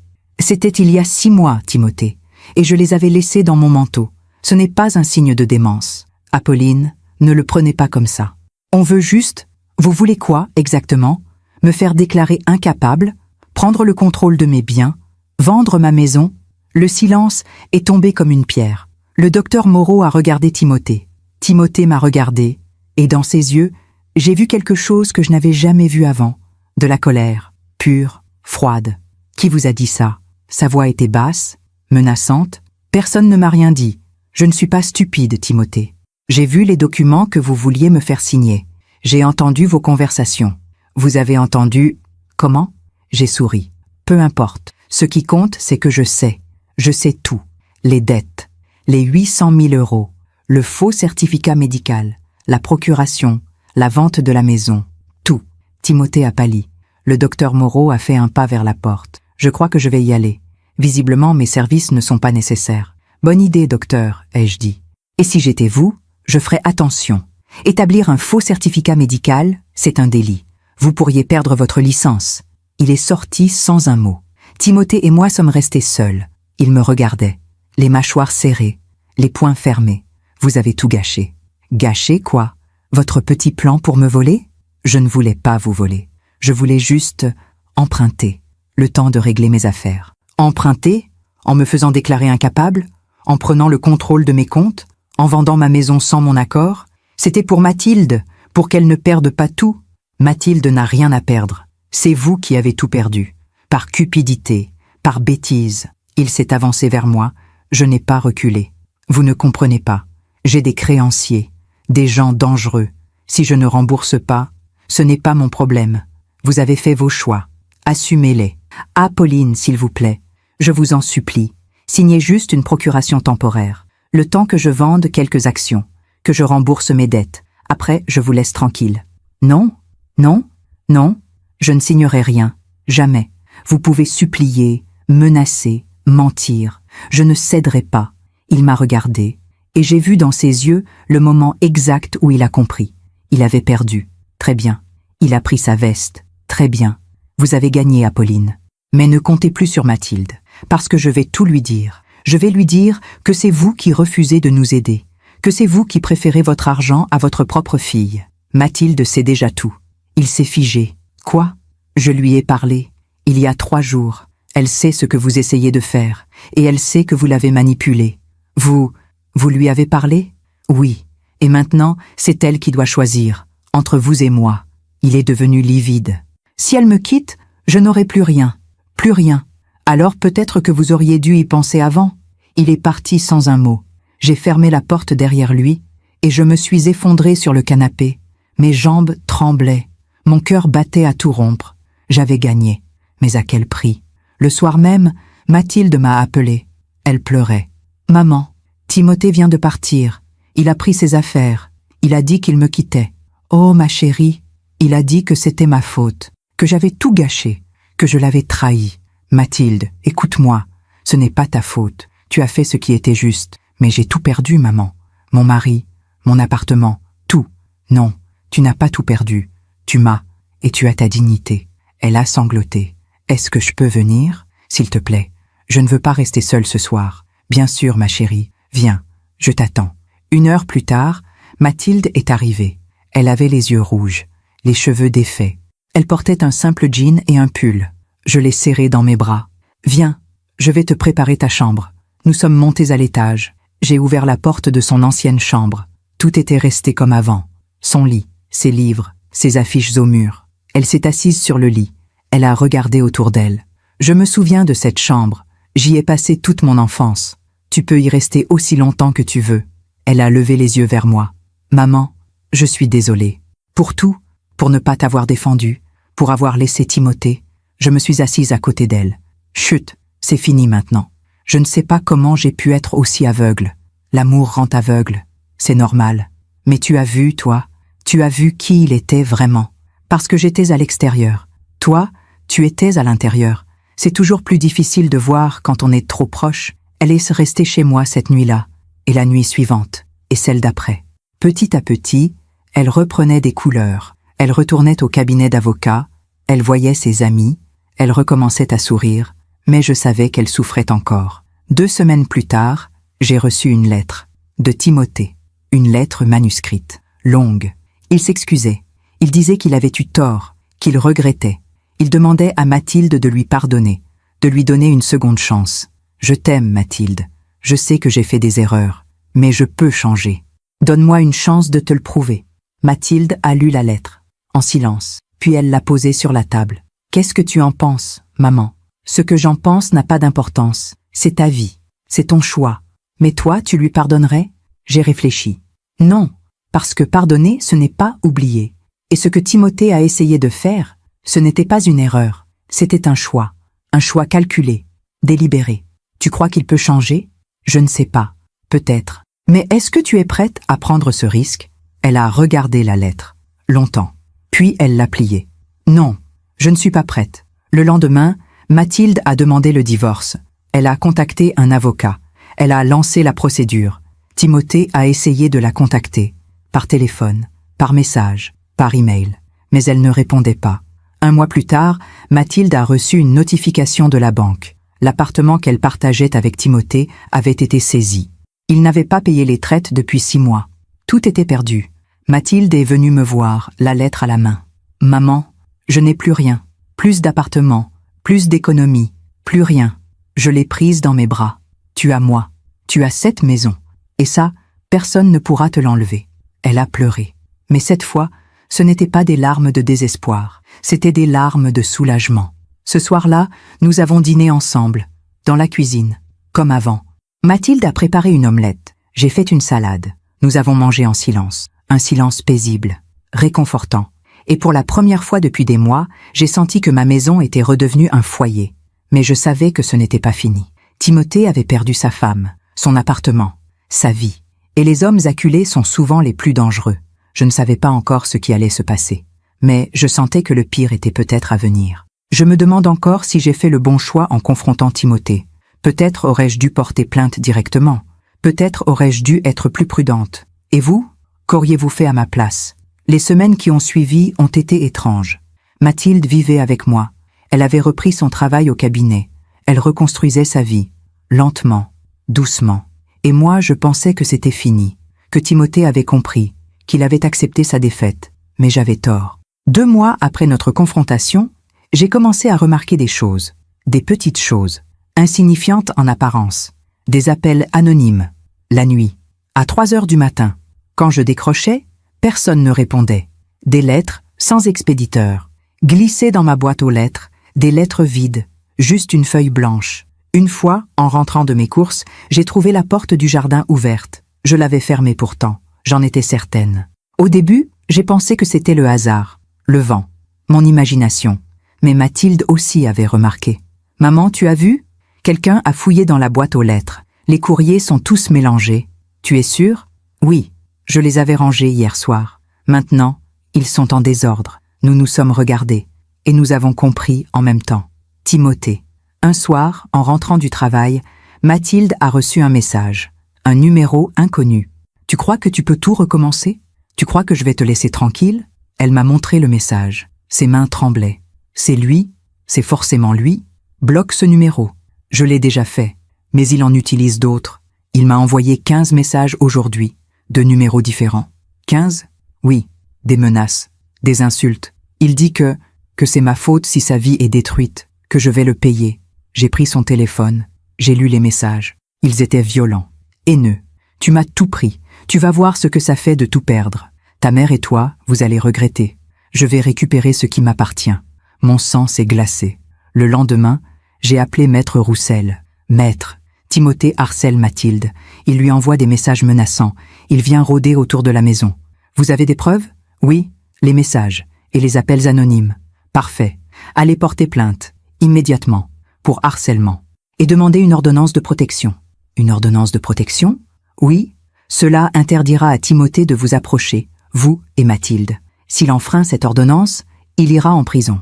L'après-midi même, nous sommes allés au commissariat. Un policier nous a reçus, un homme d'une 40aine d'années, courtois, professionnel. « Madame, racontez-moi ce qui se passe. J'ai tout expliqué. Les dettes, les tentatives de manipulation, le faux certificat médical, la procuration frauduleuse. Et maintenant, le harcèlement. » Le policier prenait des notes. « Vous avez les messages ?» Mathilde lui a montré son téléphone. Il a lu. Son visage s'est assombri. « C'est grave, très grave. Je vais enregistrer votre plainte et je vais demander une ordonnance de protection. En attendant, soyez prudente, ne restez jamais seule. Et si vous le voyez rôder, appelez immédiatement. » En sortant du commissariat, Mathilde était silencieuse. « Maman, tu crois qu'il pourrait vraiment nous faire du mal ?» J'ai pris sa main. « Je ne sais pas, mais je ne veux pas prendre de risques.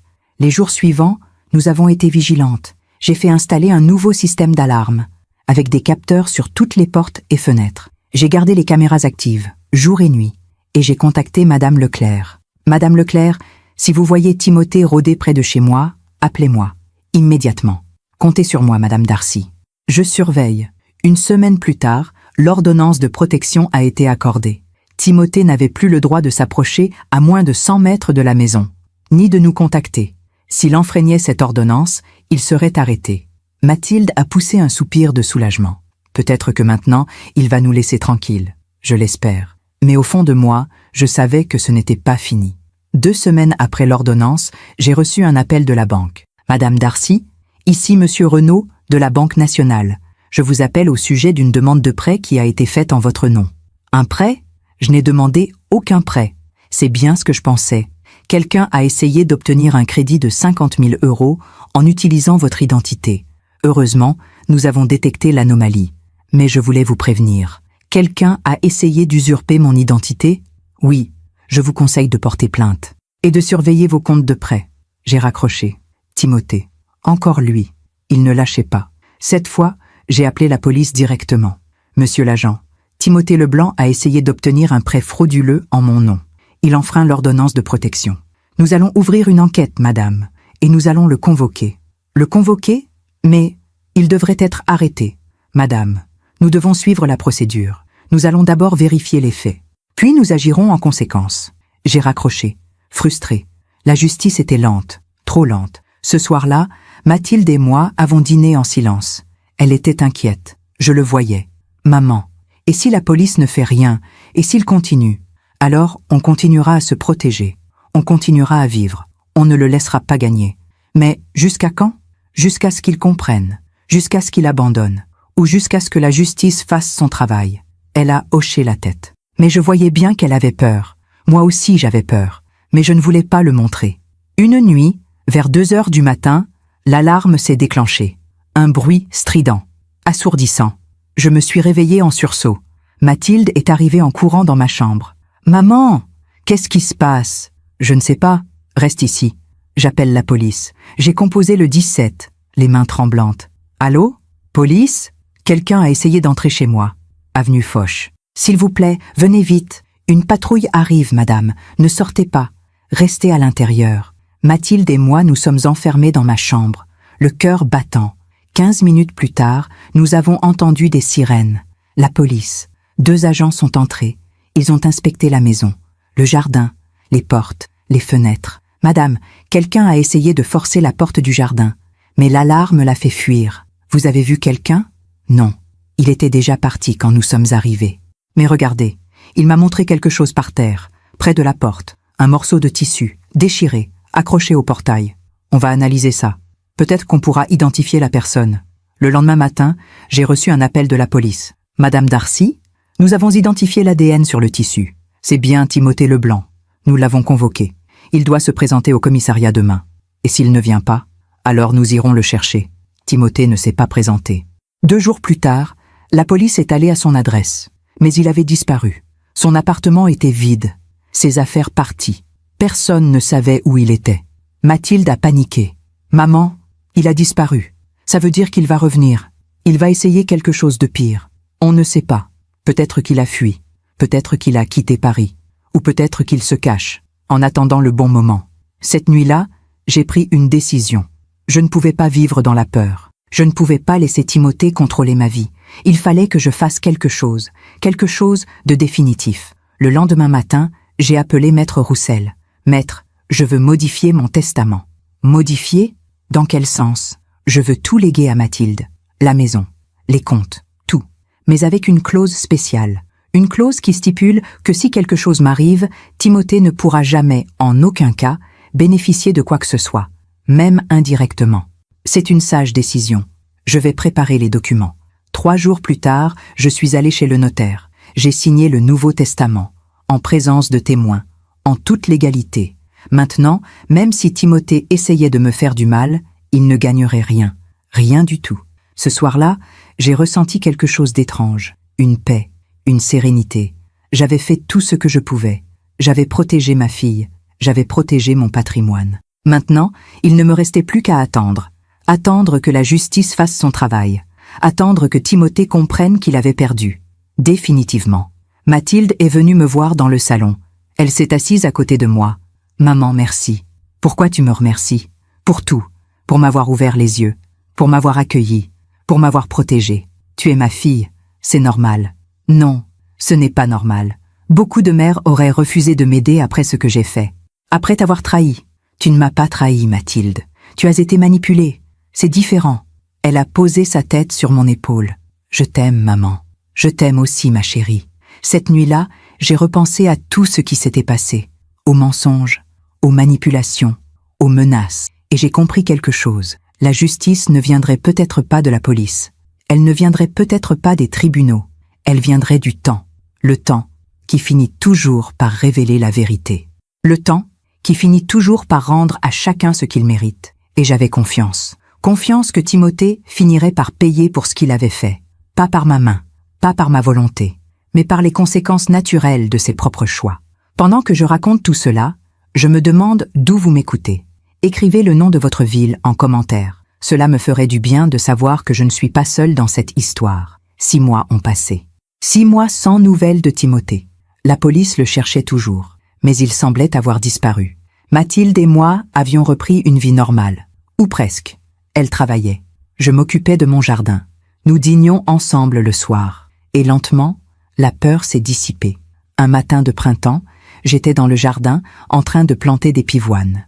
Le soleil brillait, les oiseaux chantaient. Tout était paisible.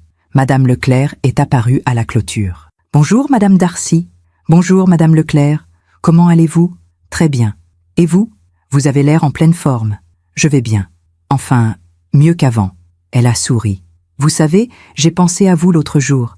Je me suis dit, cette femme a traversé une épreuve terrible, mais elle est toujours debout. C'est admirable. Merci. Votre soutien m'a beaucoup aidé. C'est normal. Les voisins, c'est fait pour s'entraider.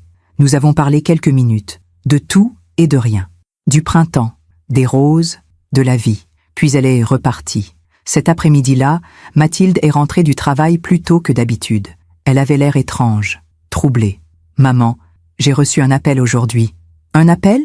De qui? » ?»« De l'hôpital Saint-Louis. » Mon cœur s'est serré. « L'hôpital? » ?»« Oui, ils m'ont appelé parce que Timothée est là-bas. J'ai posé mon arrosoir. »« Timothée?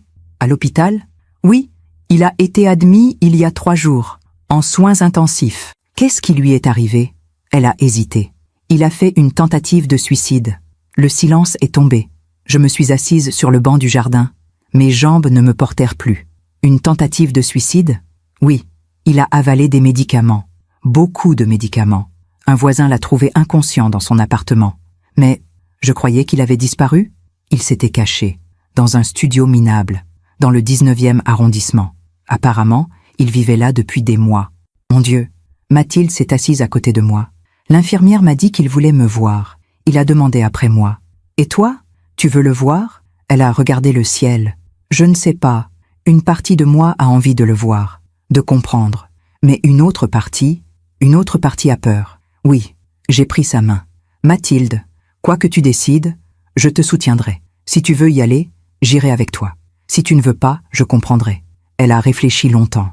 Puis elle a dit « Je veux y aller. Je veux le voir. Une dernière fois. » Le lendemain matin, nous sommes allés à l'hôpital Saint-Louis. Un grand bâtiment moderne, des couloirs blancs, l'odeur de désinfectant. Une infirmière nous a accueillis. « Vous êtes la famille de Monsieur Leblanc ?»« Oui, je suis son épouse. Enfin, son ex-épouse. Il est en chambre 312, mais je dois vous prévenir, il est très faible, très diminué. Nous avons pris l'ascenseur jusqu'au 3e étage. » Mathilde tremblait. Je tenais sa main fermement. Quand nous sommes entrés dans la chambre, j'ai eu un choc. Timothée était méconnaissable. Il avait maigri, énormément. Ses joues étaient creusées, ses yeux enfoncés. Ses cheveux, autrefois si soignés, étaient longs et gras.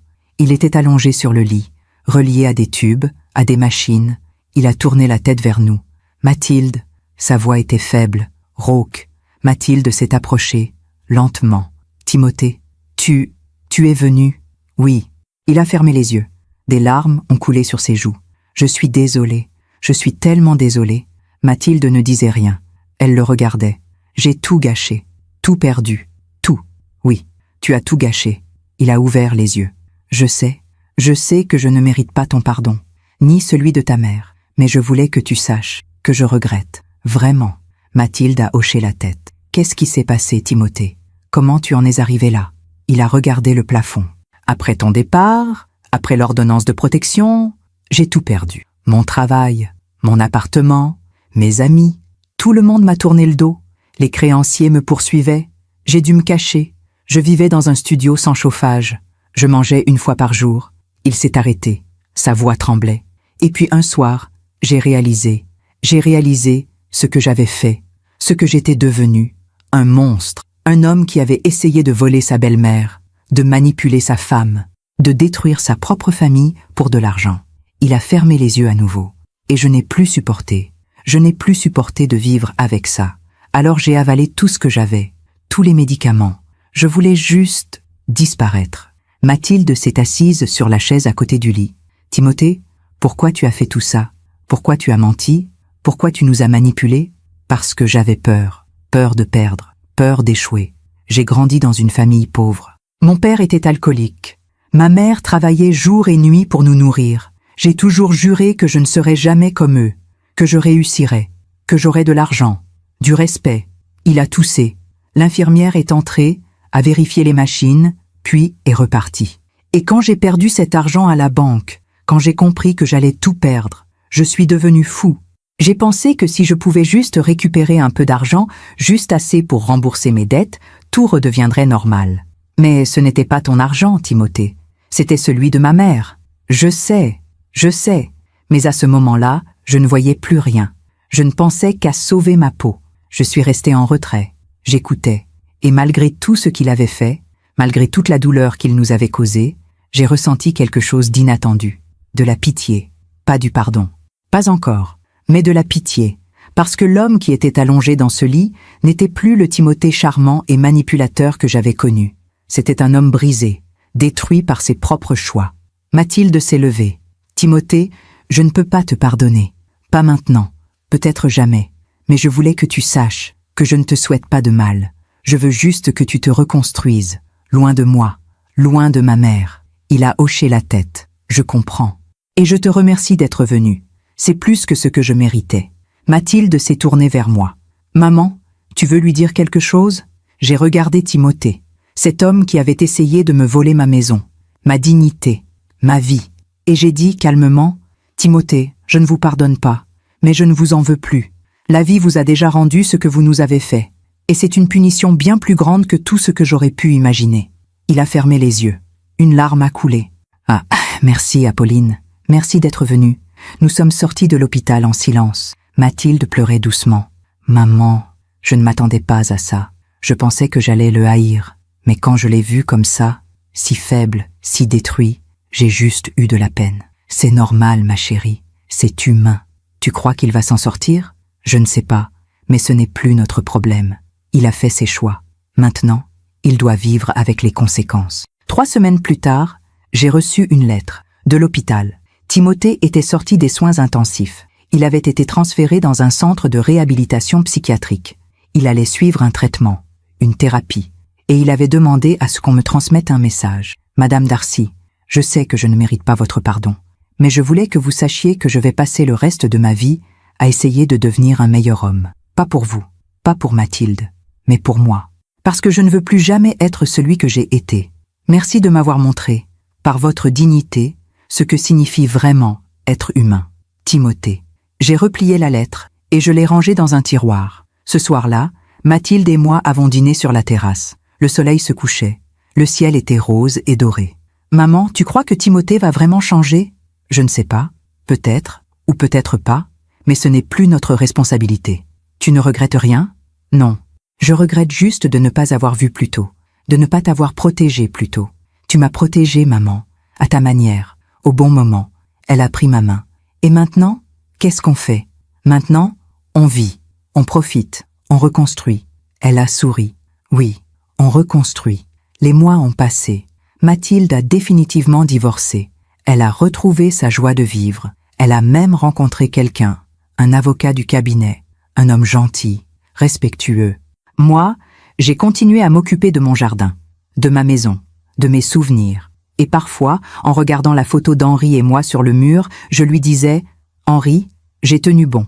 J'ai protégé notre maison, notre fille, notre héritage, comme tu me l'avais demandé. » 1 an après la tentative de suicide de Timothée, j'ai appris par hasard qu'il avait quitté Paris. Il était parti dans le sud de la France, dans un petit village. Il travaillait comme éducateur dans une association pour jeunes en difficulté.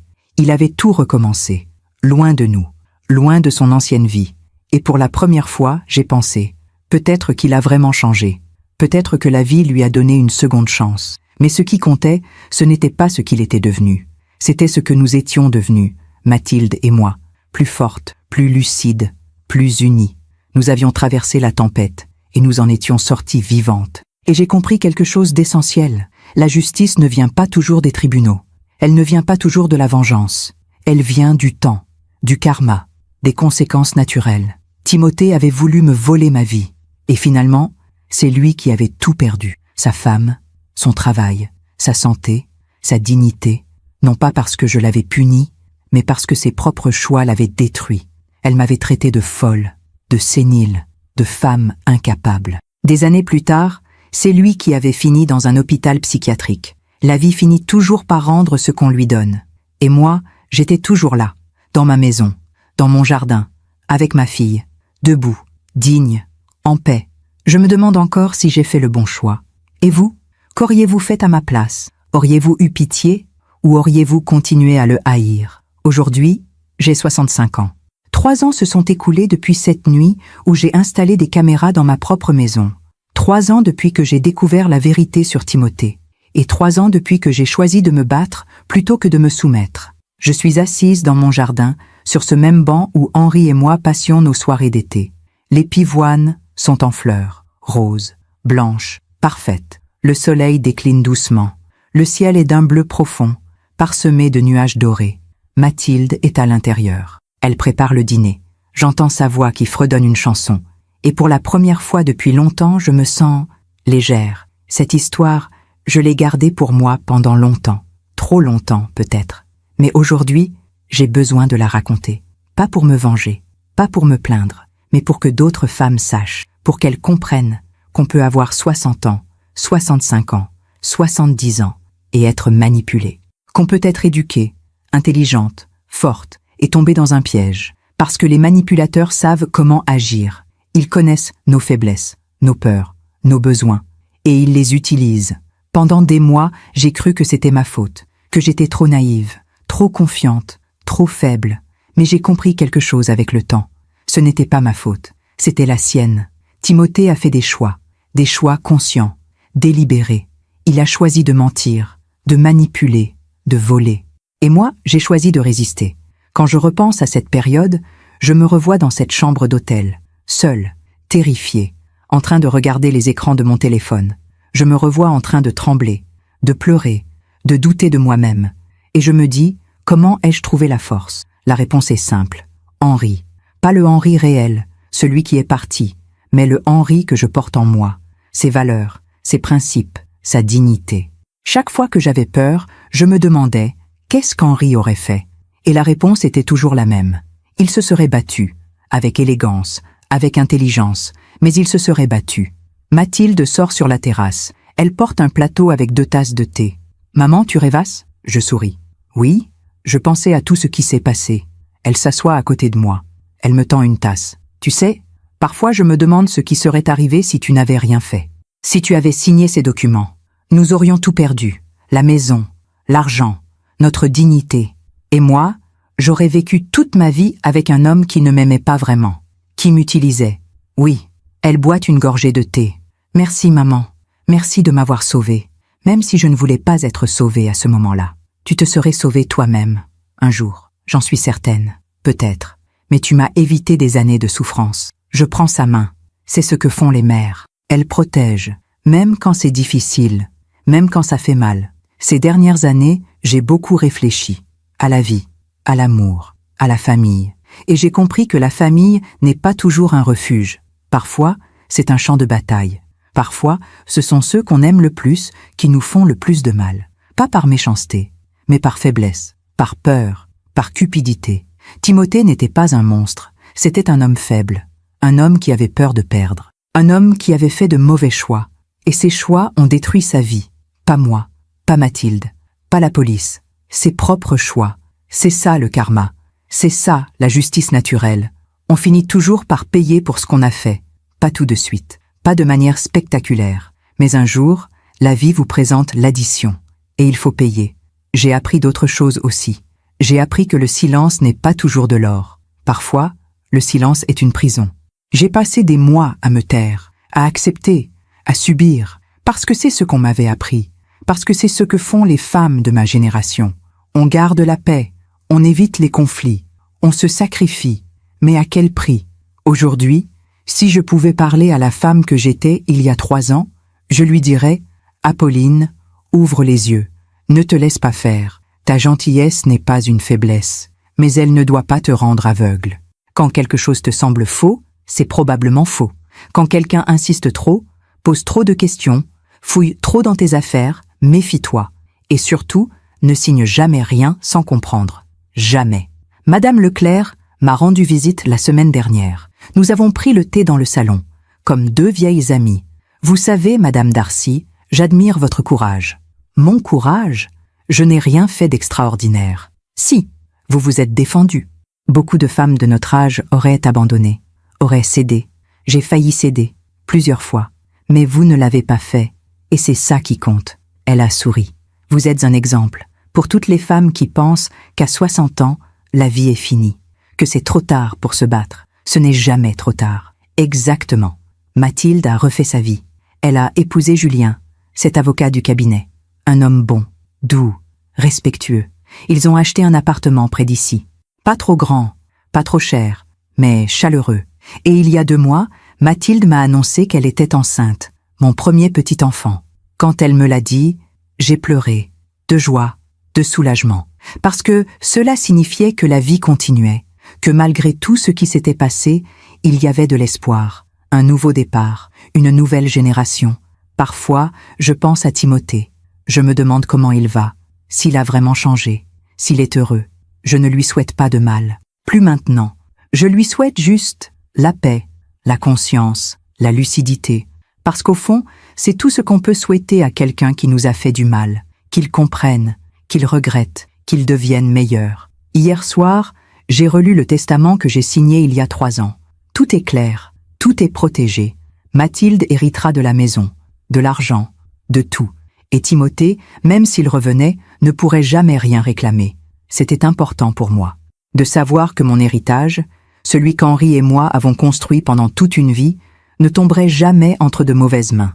Ce matin, en me réveillant, j'ai pensé à Henri. Henri, j'espère que là où tu es fier de moi. J'ai protégé notre maison, notre fille, notre héritage. Et maintenant, je peux vivre en paix. Et j'ai senti, comme une caresse invisible, qu'il était là, qu'il avait toujours été là. En fin de compte, cette histoire n'est pas une histoire de trahison. C'est une histoire de survie. C'est l'histoire d'une femme qui a refusé d'être une victime, qui a refusé de perdre sa dignité, qui a choisi de se battre, même quand tout semblait perdu, et qui a gagné, pas en détruisant son ennemi, mais en restant debout. Si mon histoire peut t'aider, ne serait-ce qu'une femme à ouvrir les yeux, à comprendre qu'elle n'est pas folle, qu'elle n'est pas seule, qu'elle a le droit de se défendre, de dire non, de refuser, alors tout cela aura eu un sens. J'ai 65 ans. Je vis dans ma maison, celle que j'ai toujours aimée. Ma fille vit près de moi, heureuse, en sécurité. Bientôt, je serai grand-mère. Et je peux regarder le ciel sans avoir peur. Je peux dormir sans avoir à surveiller les écrans. Je peux vivre, simplement vivre. Parfois, en regardant mes pivoines, je me dis que la vie est comme un jardin. Il faut savoir quoi garder, quoi arracher, quoi protéger. Il faut savoir reconnaître les mauvaises herbes avant qu'elles n'étouffent les fleurs. Et il faut avoir le courage de les arracher, même si ça fait mal, parce qu'un jardin négligé finit par mourir. Mais un jardin entretenu avec amour peut durer des générations. Voilà mon histoire. Une histoire que j'ai gardée pour moi pendant trop longtemps. Mais aujourd'hui, je la partage, avec vous, parce que je sais que quelque part, il y a une femme qui vit la même chose, qui doute, qui a peur, qui se demande si elle est folle. Et je veux qu'elle sache, non, tu n'es pas folle. Oui, tu as le droit de te défendre. Et non, tu n'es pas seule. Merci de m'avoir écouté jusqu'au bout. Merci d'avoir partagé ce moment avec moi. Et si cette histoire a touché votre cœur, partagez-la avec quelqu'un que vous aimez. Parce que parfois, une histoire peut changer une vie. Parfois, un témoignage peut sauver une femme. Parfois, la vérité est la plus belle des victoires. Abonnez-vous et activez la cloche pour entendre d'autres femmes qui ont transformé la douleur en sagesse. Chaque jour, une femme, une leçon de vie. Que Dieu vous bénisse et à très bientôt.